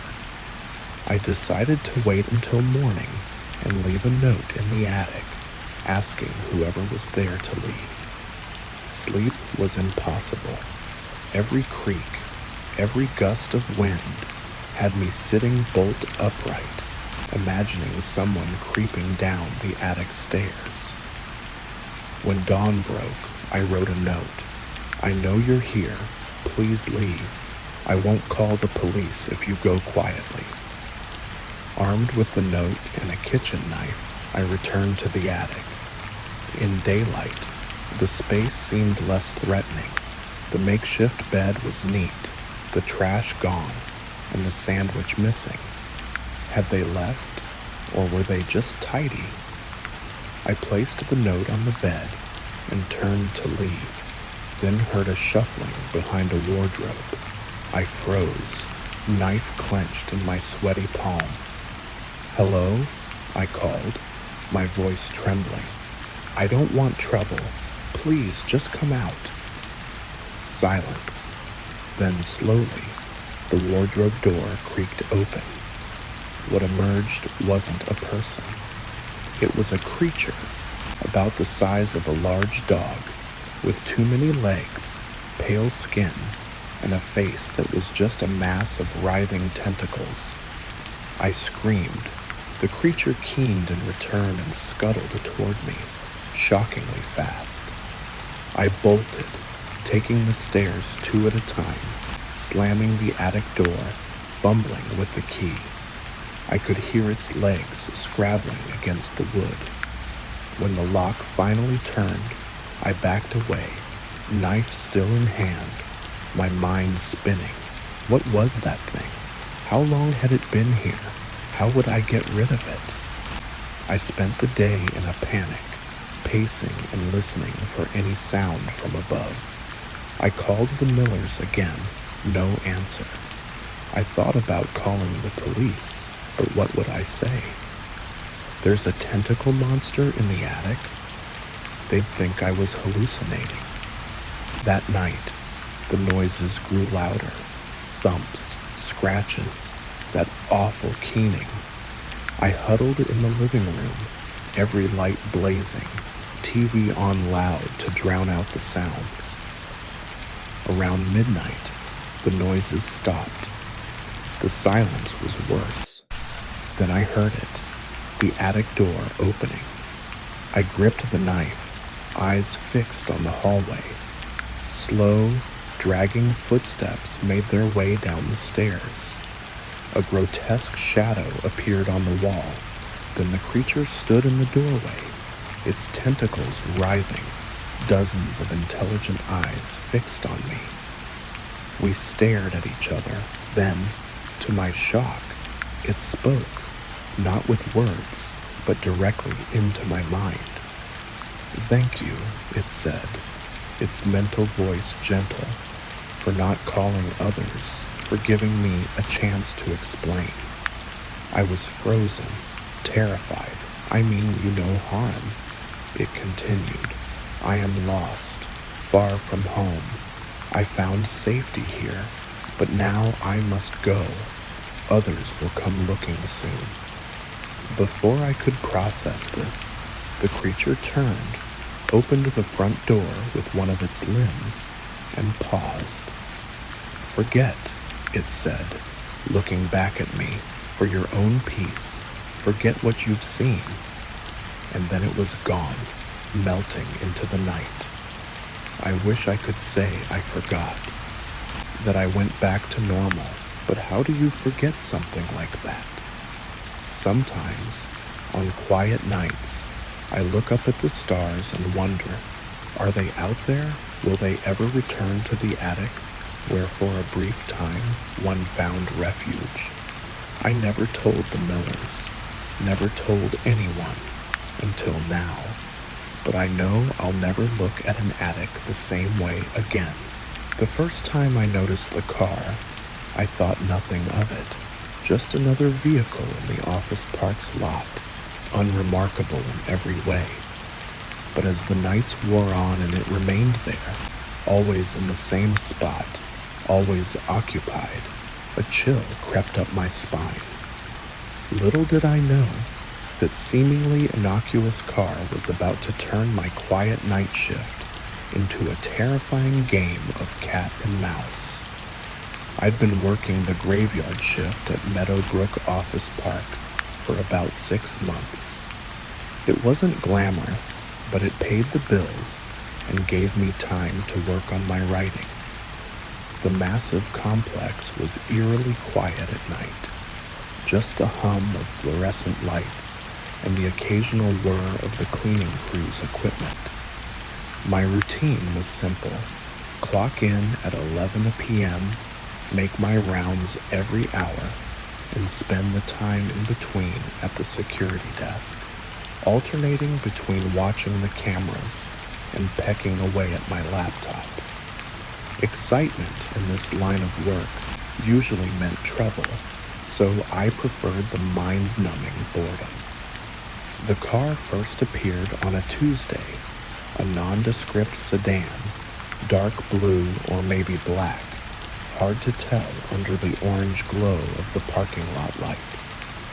I noticed it on my 2 a.m. round, parked in the far corner of the lot. The windows were tinted, but I could make out the silhouette of someone sitting in the driver's seat. I made a note of it in my log, but didn't think much more about it. Probably just someone taking a break on a long drive, or maybe a couple looking for privacy. As long as they weren't causing trouble, it wasn't my problem. But the next night, it was there again. Same spot, same silhouette behind the wheel. I frowned, noting it in the log for the second night in a row. Coincidence, I told myself. Nothing to worry about. By the 5th night, I couldn't shake the feeling that something was off. The car was always there, always occupied, always still. I never saw it arrive or leave. It was as if it materialized out of thin air each night, bringing its mysterious occupant with it. I debated calling the police, but what would I say? That I was spooked by a parked car? They'd laugh me off the phone. Besides, technically the vehicle wasn't doing anything wrong. On the 7th night, things changed. I was at my desk, engrossed in a particularly tricky scene in my novel, when movement on one of the security monitors caught my eye. The car was moving, slowly, cruising through the parking lot. It made a complete circuit before returning to its usual spot. My heart was pounding as I watched the figure in the driver's seat. For the first time, they moved, turning their head to look directly at the camera. A chill ran down my spine. There was no way they could know where the cameras were unless they'd been studying the lot, studying us. I picked up the phone, my hand hovering over the keypad. Before I could dial, the figure in the car raised their hand and waved, not a friendly wave, but a slow, deliberate movement. A message. They knew I was watching. I slammed the phone down and stood up so fast, my chair toppled over. This was too much. I needed to confront this person, find out what they wanted. Armed with nothing but my flashlight and a tenuous grasp on my courage, I headed for the parking lot. The night air was cool on my face as I stepped outside, a stark contrast to the sweat beading on my forehead. The parking lot stretched out before me, a sea of shadows and reflected moonlight. And there, in its usual spot, sat the car. I approached slowly, my footsteps sounding unnaturally loud in the quiet night. As I got closer, I could see the figure more clearly. A man, I thought, though it was hard to be sure. He sat perfectly still, facing forward, showing no reaction to my approach. When I was about 10 feet away, I stopped. "Excuse me," I called out, my voice shakier than I'd like. "This is private property. I'm going to have to ask you to leave." No response, no movement. It was as if I was talking to a statue. I took another step forward, my flashlight beam landing on the driver's side window. "Sir, can you hear me? You need to..." The engine roared to life so suddenly, I nearly jumped out of my skin. The car's headlights flicked on, momentarily blinding me. By the time my vision cleared, the vehicle was already moving, peeling out of the parking spot with a screech of tires. I watched, dumbfounded, as it sped toward the exit. Just before it turned onto the main road, the car slowed. The driver's window rolled down, and for a brief moment, I caught a glimpse of the man inside. He turned to look at me, and even from a distance, I could see the wide, unsettling grin on his face. Then he was gone, the taillights disappearing into the night. I stood there for a long time, my heart racing, trying to process what had just happened. When I finally went back inside, I filled out an incident report with shaking hands. I knew how it would sound: paranoid security guard, spooked by a parked car, but I had to document it. Something about that grin, that deliberate wave at the camera, told me this wasn't over. I was right. The next night, the car wasn't there. I felt a mix of relief and unease as I made my rounds. Had he finally moved on, or was this just the calm before the storm? I got my answer at 3:00 a.m. I was checking the cameras when I saw it, the now familiar sedan pulling into the lot. But this time, it didn't stop at its usual spot. It kept driving, circling the building slowly, round and round, like a shark circling its prey. I watched, transfixed, as it completed its third loop. Then, without warning, it turned, heading straight for the main entrance of the building, my building, where I sat alone and increasingly terrified. I scrambled to lock down the building, my fingers fumbling with the security system controls. Just as I hit the final button, I heard it, the squeal of tires on pavement, followed by the sickening crunch of metal on metal. He had rammed the front doors. Alarms blared as I grabbed my phone, finally making the call I should have made days ago. 911, what's your emergency? There's someone trying to break into Meadowbrook Office Park, I shouted over the noise.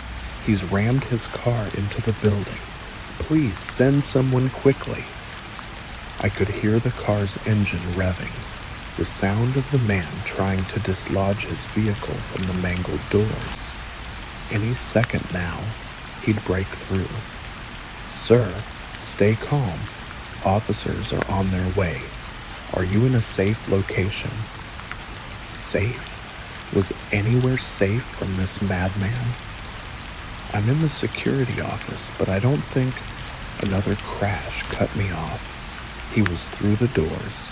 He's inside, I whispered into the phone. Oh God, he's inside the building. I could hear footsteps now, slow and deliberate, echoing through the empty halls. The power had cut out when he hit the building, and the emergency lights cast long, shifting shadows. Every corner, every doorway could be hiding my stalker. Sir, are you there? The 911 operator's voice sounded tinny and far away. I ended the call and turned off my phone. I needed to hide, to be as quiet as possible. The footsteps were getting closer. There was a storage closet behind my desk. I slipped inside, closing the door as softly as I could. The space was tight, filled with cleaning supplies and spare computer parts. I crouched down, trying to make myself as small as possible. The footsteps entered the security office. I held my breath, afraid that even the sound of my breathing might give me away. Through a crack in the door, I could see a sliver of the room. A shadow passed by, pausing at my desk. Oh, security guard, a sing-song voice called out. Where are you hiding? I pressed my hand against my mouth, stifling a whimper. The voice was filled with a horrible glee, like this was all some twisted game. Come out, wherever you are, he continued. Don't you want to know why I've been watching you all this time? I didn't move, didn't breathe. The shadow moved again, and I caught a glimpse of the man for the first time in full light. He was ordinary looking, which somehow made him even more terrifying. This wasn't some movie monster. This was just a man with a wide, manic grin and eyes that gleamed with malice. He was standing right in front of the closet now. Surely he could hear my heart pounding. It seemed to echo in the small space, a drum beating out my terror. His hand reached for the doorknob. In the distance, I heard sirens. The cavalry was coming, but would they be in time? The doorknob began to turn. I closed my eyes, waiting for the inevitable, but then the sirens grew louder, much louder. The man paused. Well, he said, his voice now tight with anger. Looks like our game will have to wait for another night. The shadow moved away. I heard rapid footsteps, then the screech of tires. By the time the police burst into the office, the man was long gone. They found me still crouched in that closet, shaking and unable to speak. It took hours of questioning before I could tell them everything about the car, the nightly vigils, the chase. They promised to investigate, to find the man who had terrorized me. But they never did. The car was found abandoned a few miles away, wiped clean of prints. The man had vanished into the night. I quit my job the next day, found a new apartment in a new city. But no matter where I go, I can't shake the feeling that someday I'll look out my window and see that car, waiting, watching, ready to resume our twisted game of cat and mouse. Every night I check my locks. Every night I peer out into the darkness. And every night I wonder, is this the night he comes back for me? The moment I saw his thumb jutting out from the side of that desolate highway, I knew I should have kept driving. But something about his stance, the defeated slump of his shoulders, the way the heat shimmered around him, made me slow down. I told myself it was just kindness, just a quick ride to the next town. I had no idea that simple act would spiral into a nightmare I'd never truly escape. I'd been on the road for hours, crossing the sun-baked emptiness of the American Southwest. The landscape was endless, scrub brush, distant mesas, not another car in sight. I was lulled into a trance by the monotony, the hum of tires on the cracked asphalt, my mind wandering as the miles ticked by. Then, like a mirage, he appeared, mid-30s, sunburned, clothes faded and torn. He looked harmless, just another traveler down on his luck. I slowed to a stop, rolled down the passenger window, and felt the blast of hot air hit my face. "Where are you headed?" I called out. He jogged over, relief breaking across his face. "Anywhere but here, friend. Just trying to get to the next town." I hesitated, every warning I'd ever heard about hitchhikers echoing in my mind. But the heat was brutal, and I couldn't leave him out there to bake. "Hop in," I said, unlocking the door. He tossed a battered backpack into the back seat and slid in, sighing with relief. "Thanks, man. You're a lifesaver. I'm Mike." I shook his rough, calloused hand. "Tom, nice to meet you." We pulled back onto the empty highway. Up close, I could see the exhaustion in his eyes, the way his gaze darted nervously from the road to the rearview mirror. I tried to break the tension with small talk. Where was he from? What brought him out here? But his answers were vague, evasive. "Just trying to make a fresh start," he said, voice flat. For the next hour, we made awkward conversation. Mike was surprisingly well-spoken, asking about my job, my family, my destination. Something about his manner put me at ease, and I found myself opening up more than I usually would to a stranger. As the sun dipped toward the horizon, painting the sky in brilliant oranges and pinks, I noticed Mike growing increasingly agitated. His answers became shorter, his eyes fixed on the rearview mirror. "Everything okay?" I asked, concern creeping into my voice. He startled, as if he'd forgotten I was there. "Yeah, just keeping an eye out, you know?" I didn't know, but I nodded anyway. The unease that had been building in my gut suddenly spiked. "Look," Mike said abruptly, "I need you to take the next exit." I frowned. "The next exit? That's just a service road, not the way to town." "Just do it," he snapped, his friendly demeanor gone. My hands tightened on the steering wheel. "Maybe it's time you got out, Mike. I can drop you at the next rest stop." Before I could finish, he pulled a knife from somewhere, the blade glinting in the fading light. "Take the exit," he growled, pressing the tip against my ribs. My mouth went dry, heart hammering. I nodded, not trusting myself to speak.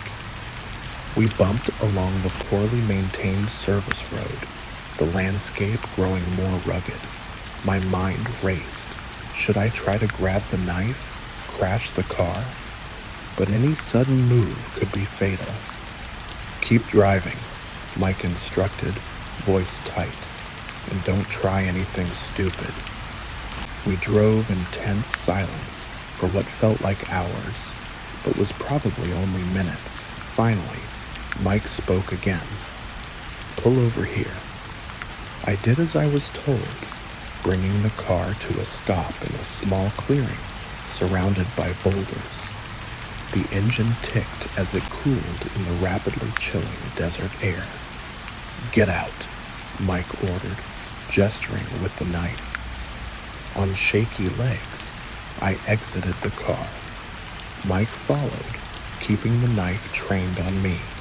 "Walk," he said, nodding toward a narrow path between two towering rocks. As we walked, the reality of my situation set in. We were miles from anywhere. No one knew where I was, and I was at the mercy of a desperate man. "Listen, Mike," I said, trying to keep my voice steady. "Whatever's going on, we can figure this out. You don't have to." "Shut up," he hissed, jabbing the knife toward me.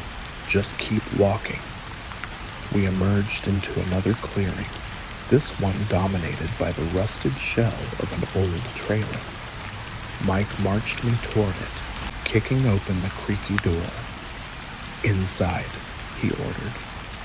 The trailer's interior was a mess of old furniture and debris, the air thick with the musty smell of abandonment. "Sit," Mike said, pointing to a rickety chair.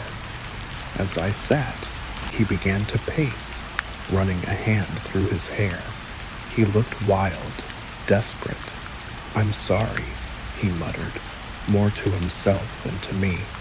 "I didn't want it to be like this, but they left me no choice." "Who?" I asked, voice trembling. "Who left you no choice?" He whirled on me, knife flashing. "You don't understand. They're after me. They've been chasing me for days. I thought I'd lost them, but then I saw that black SUV on the highway, and I knew they'd found me again." My mind reeled. Had I seen a black SUV? I couldn't remember. The highway had been so empty. "Mike, I didn't see any SUV. Maybe you're confused. Maybe dehydrated." "No," he shouted, making me flinch. "We can't go back. They're always waiting." He resumed pacing, muttering. My fear was slowly replaced by pity. This man wasn't a hardened criminal. He was terrified, possibly delusional. "Who are they, Mike?" I asked softly. He stopped, fixing me with a haunted stare. "The ones who want what I found. The ones who'll do anything to keep it secret." "What did you find?" He hesitated, then reached into his pocket and pulled out a small metallic cube, no bigger than a die. Its surface was covered in swirling patterns that seemed to shift and move as I looked at them. "I found it out in the desert," Mike whispered. "At first I thought it was just some weird rock, but then it showed me things. Terrible, wonderful things. The truth about everything." I stared at the cube, mesmerized. The patterns did seem to move, forming impossible shapes. "Mike, I think that thing might be dangerous. Maybe we should—" A sudden noise outside cut me off, the crunch of tires on gravel. Mike's eyes went wide with terror. "They're here," he breathed. Before I could react, he shoved the cube into my hand. "Take it," he hissed. "Run. Don't let them get it." Then he was gone, bolting out the back of the trailer. I sat there, stunned, the cube feeling impossibly heavy in my palm. Outside, I heard car doors slamming, voices shouting. In that moment, I had to make a choice: run, as Mike had told me, or stay and try to explain this insane situation to whoever was out there. But as I looked down at the cube, watching the patterns swirl and dance, I realized there was no choice at all. Something deep inside me screamed that this object could not fall into the wrong hands. I stood, pocketing the cube, and searched for another way out. As the voices outside grew closer, I found a small rear window and squeezed through, dropping quietly to the ground. One thought echoed in my mind. I should have kept driving when I saw that thumb on the side of the road, but it was too late for regrets now. The chase was on, and I was running from shadows I couldn't even begin to understand. The first whisper caught me off guard, barely audible over the hum of the ancient computer, a fleeting sound I dismissed as my imagination. But when the footsteps began echoing through the halls, growing louder with each passing moment, I realized with a chill that I was no longer alone in the university's deserted computer lab. It was supposed to be a typical all-nighter, the kind every college student pulls at least once a semester. My thesis was due in less than 48 hours, and I was woefully behind. The quiet solitude of the computer science building at 2 a.m. seemed perfect for cranking out the last pages. I'd been there countless times before, always alone, always undisturbed. The night janitor, Bob, usually did his rounds around midnight, but other than a friendly nod, he never bothered me. Tonight, though, the building felt different. The shadows seemed deeper, the silence more oppressive. I tried to focus on my work, the gentle clacking of the keyboard, the only sound breaking the stillness. But as the night wore on, I couldn't shake the feeling that something was watching me. It started with little things. A flicker of movement in my peripheral vision, gone when I turned to look.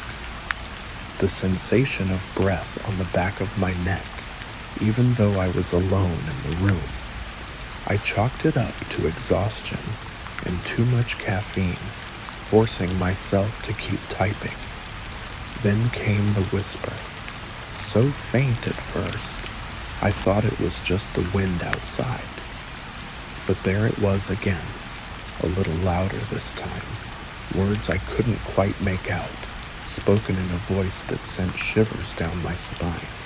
I spun around in my chair, heart pounding. "Hello?" I called out, my voice unnaturally loud in the quiet lab. "Is someone there?" No response, just the soft hum of computers and the distant buzz of fluorescent lights. I turned back to my screen, trying to calm my racing heart. "Get it together," I told myself. "You're letting your imagination run wild." But then I heard it, footsteps, slow and deliberate, coming from the hallway outside. They weren't the familiar shuffle of Bob's worn sneakers. These were different, a sharp, rhythmic click-clack that echoed off the linoleum floors. I froze, fingers hovering over the keyboard. The footsteps grew closer, pausing just outside the lab door. I held my breath, waiting. The door handle turned slowly, the ancient hinges creaking as it opened.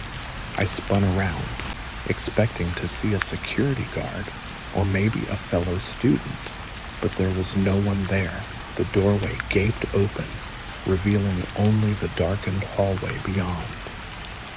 "Hello?" I called again, my voice shaking slightly. "This isn't funny. Who's there?" The whisper started again, this time from multiple directions. They seemed to be coming from the walls themselves, a chorus of unintelligible murmurs that made my skin crawl. I stood up, legs trembling. This was insane. I needed to get out of here. Thesis be damned. I grabbed my backpack and headed for the door, only to stop short as the whispers suddenly ceased. The silence that followed was deafening. Then, from somewhere deep within the building, came a scream. It was unlike anything I'd ever heard before, a sound of pure terror and agony that echoed through the empty halls. I ran out of the lab, down the hallway, my footsteps thundering in the silence that followed the scream. I reached the stairwell and took the steps 2 at a time, breath coming in ragged gasps. As I reached the ground floor, I heard the click-clack of those footsteps again, this time from the floor above. They were moving fast, too fast, racing down the stairs behind me. I burst through the exit door, expecting to feel the cool night air on my face. Instead, I found myself in another hallway, identical to the one I'd just left. Confusion and panic welled within me. This was impossible. I knew this building like the back of my hand. The exit should have led outside. The footsteps were getting closer. I picked a direction at random and ran, passing door after door, all of them locked. The hallway seemed to stretch on forever, the fluorescent lights above flickering ominously. Finally, I saw a door marked Exit at the end of the hall. Relief flooded through me as I sprinted toward it. I grabbed the handle, turned it, and nothing. It was locked. No, no, no, I muttered, yanking on the handle desperately. This couldn't be happening. The click-clack of footsteps stopped right behind me. I squeezed my eyes shut, not wanting to turn around, not wanting to see what had been chasing me. "Open your eyes, Michael," a voice said, soft and melodious. It was somehow familiar, though I knew I'd never heard it before. Slowly, reluctantly, I turned and opened my eyes. The figure before me was impossible. It shifted and changed as I looked at it, never settling on a single form. One moment it was tall and spindly, with too many limbs. The next, it was short and squat, its skin rippling like water. Its face, if you could call it that, was a swirling mass of features, eyes and mouths appearing and disappearing in a dizzying dance. "What are you?" I stammered, pressing myself against the locked door. The being's current mouth curved into a smile. "We are the Watchers," it said, its voice now a chorus of whispers. "We have always been here, in the spaces between, watching, waiting." "Waiting for what?" I asked, though I wasn't sure I wanted to know the answer. "For someone to see us," it replied, "for someone to believe." As it spoke, the hallway around us began to shift and warp. The walls melted away, revealing a vast, star-filled void. I felt myself starting to float, untethered from reality. "You've spent so many nights here, Michael," the being continued. "So close to the threshold, we've been trying to reach you, to show you the truth." Memories flashed through my mind, all those nights I'd spent alone in the lab, the odd sensations I'd dismissed, the fleeting glimpses of something just beyond my perception. "What truth?" I asked, my voice barely a whisper. The being's form settled briefly into something almost human. That your world is just one layer of many.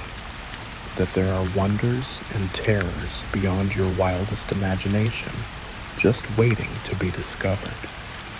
As it spoke, visions flooded my mind.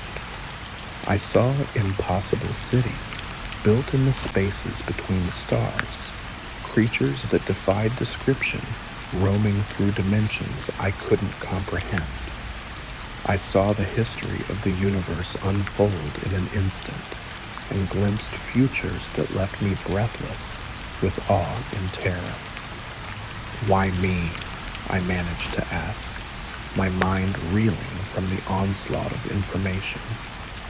Because you were open to it, the being replied, because you spent so many nights straddling the boundary between your world and ours.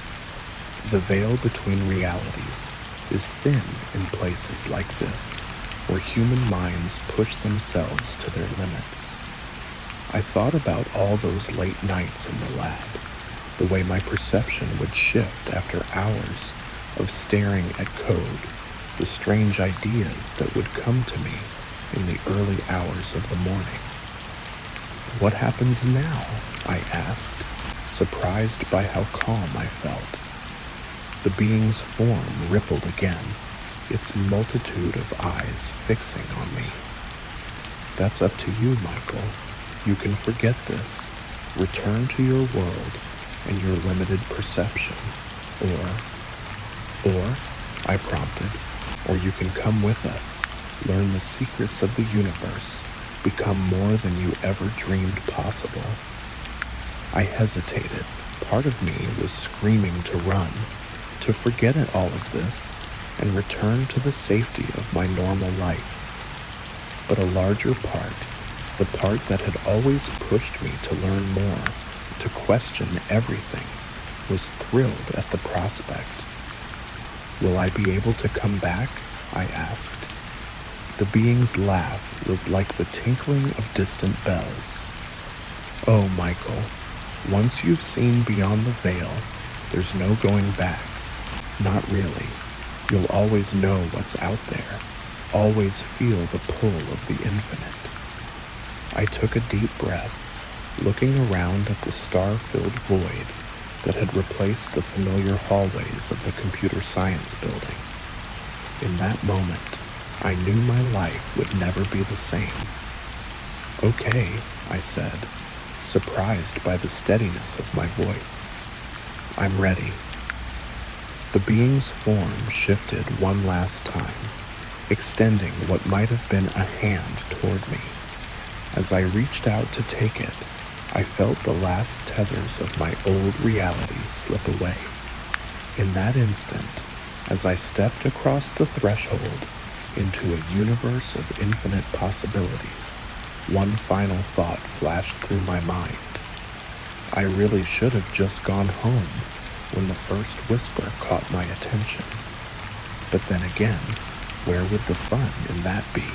The moment the lights flickered out, plunging the house into darkness, I knew this wasn't going to be an ordinary babysitting gig. The sudden silence, broken only by the pounding rain against the windows, made my skin crawl. But it was the soft thud from upstairs, where the children were supposed to be sleeping, that sent a chill down my spine.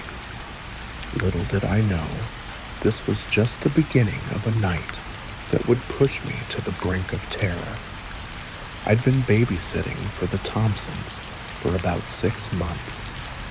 They were good people, always paid on time, and their kids, 8-year-old Lily and 6-year-old Max, were sweet and well-behaved.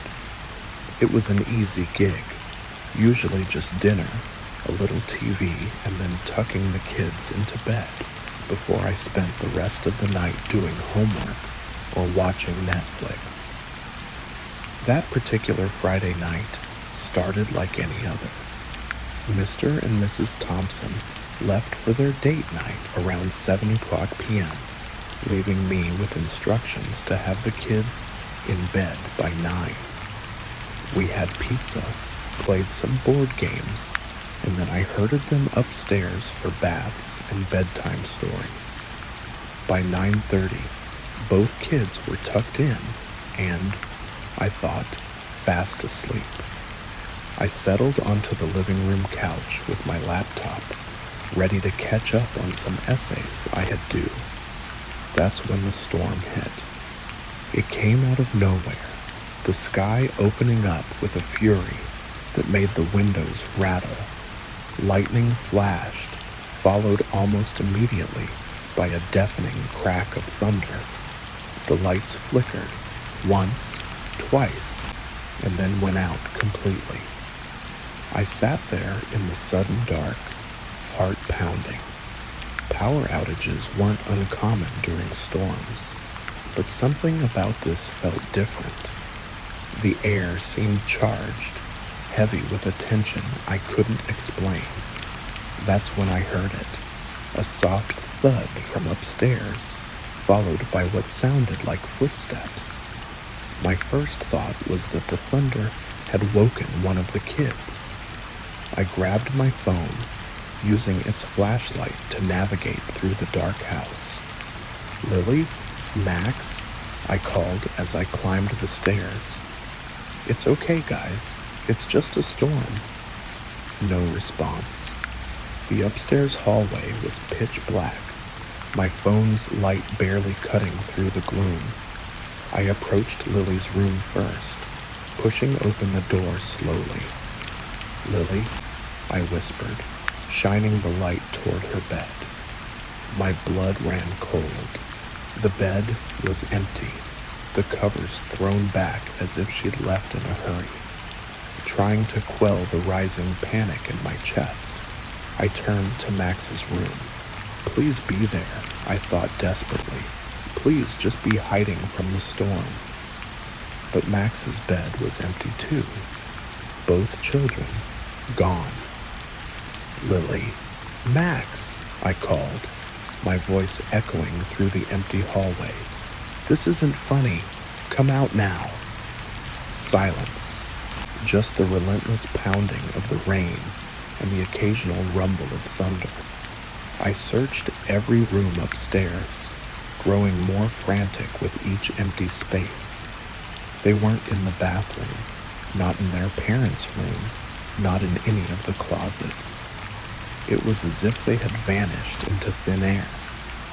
As I stood in the hallway, trying to decide what to do next, I heard another sound, a giggle, high-pitched and childlike, coming from downstairs. Relief flooded through me. They must have snuck down while I was searching the rooms. I hurried back down the stairs, calling out, "Guys, you really scared me. Come on out now." The giggle came again, this time from the kitchen. I rounded the corner, my phone's light bouncing off the stainless steel appliances. "Lily? Max?" The kitchen was empty, but there on the floor was a small puddle of water, and leading away from it, a trail of wet footprints, child-sized. My relief quickly turned to confusion, then to fear. Something wasn't right.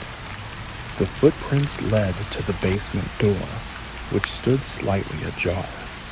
I'd only been down to the basement once, when Mrs. Thompson asked me to grab extra paper towels. It was unfinished, concrete floors, exposed pipes, boxes of holiday decorations, and old toys piled in the corners. Not a place the kids were allowed to play. My hand shook as I reached for the doorknob. Every instinct screamed at me to run, to get out of the house and call the police. But I couldn't leave the children. Whatever was happening, I had to find them. The basement stairs creaked under my feet as I descended, my phone's light casting long, shifting shadows. The air grew colder with each step, and I could smell the damp, musty odor of the underground space. "Lily? Max?"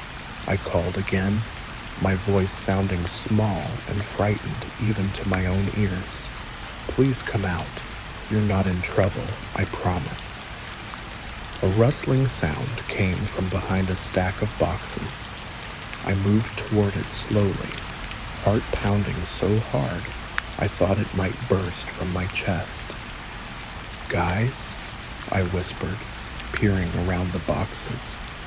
What I saw made me stumble back. A scream caught in my throat. It looked like Lily and Max, but wrong.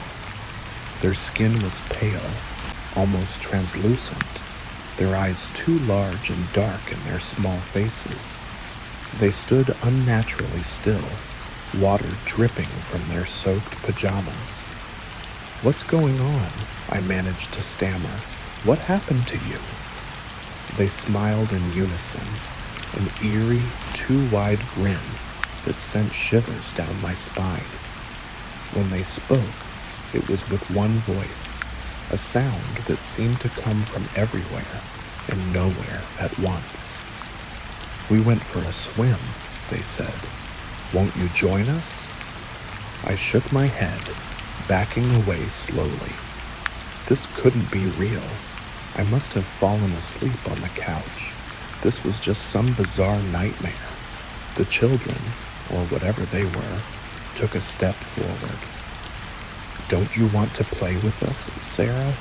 they asked, their voices taking on a sing-song quality. The water's so nice and cool. "Stay back," I warned, though my voice shook with fear. "What have you done with the real Lily and Max?" They tilted their heads in perfect synchronization, those two large eyes blinking slowly. "We are Lily and Max," they said. "We're just more now, and we want you to be more too." I turned to run, but found my path blocked.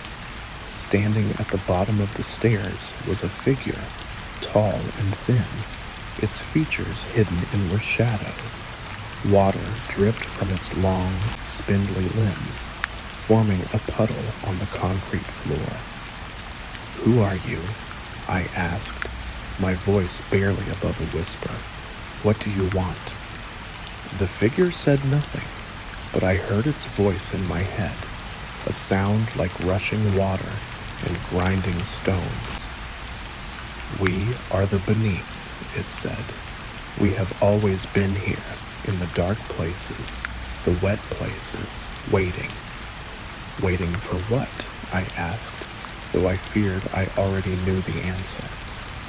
"For someone to invite us in," the children said from behind me. "And now we're here, and we're so very hungry."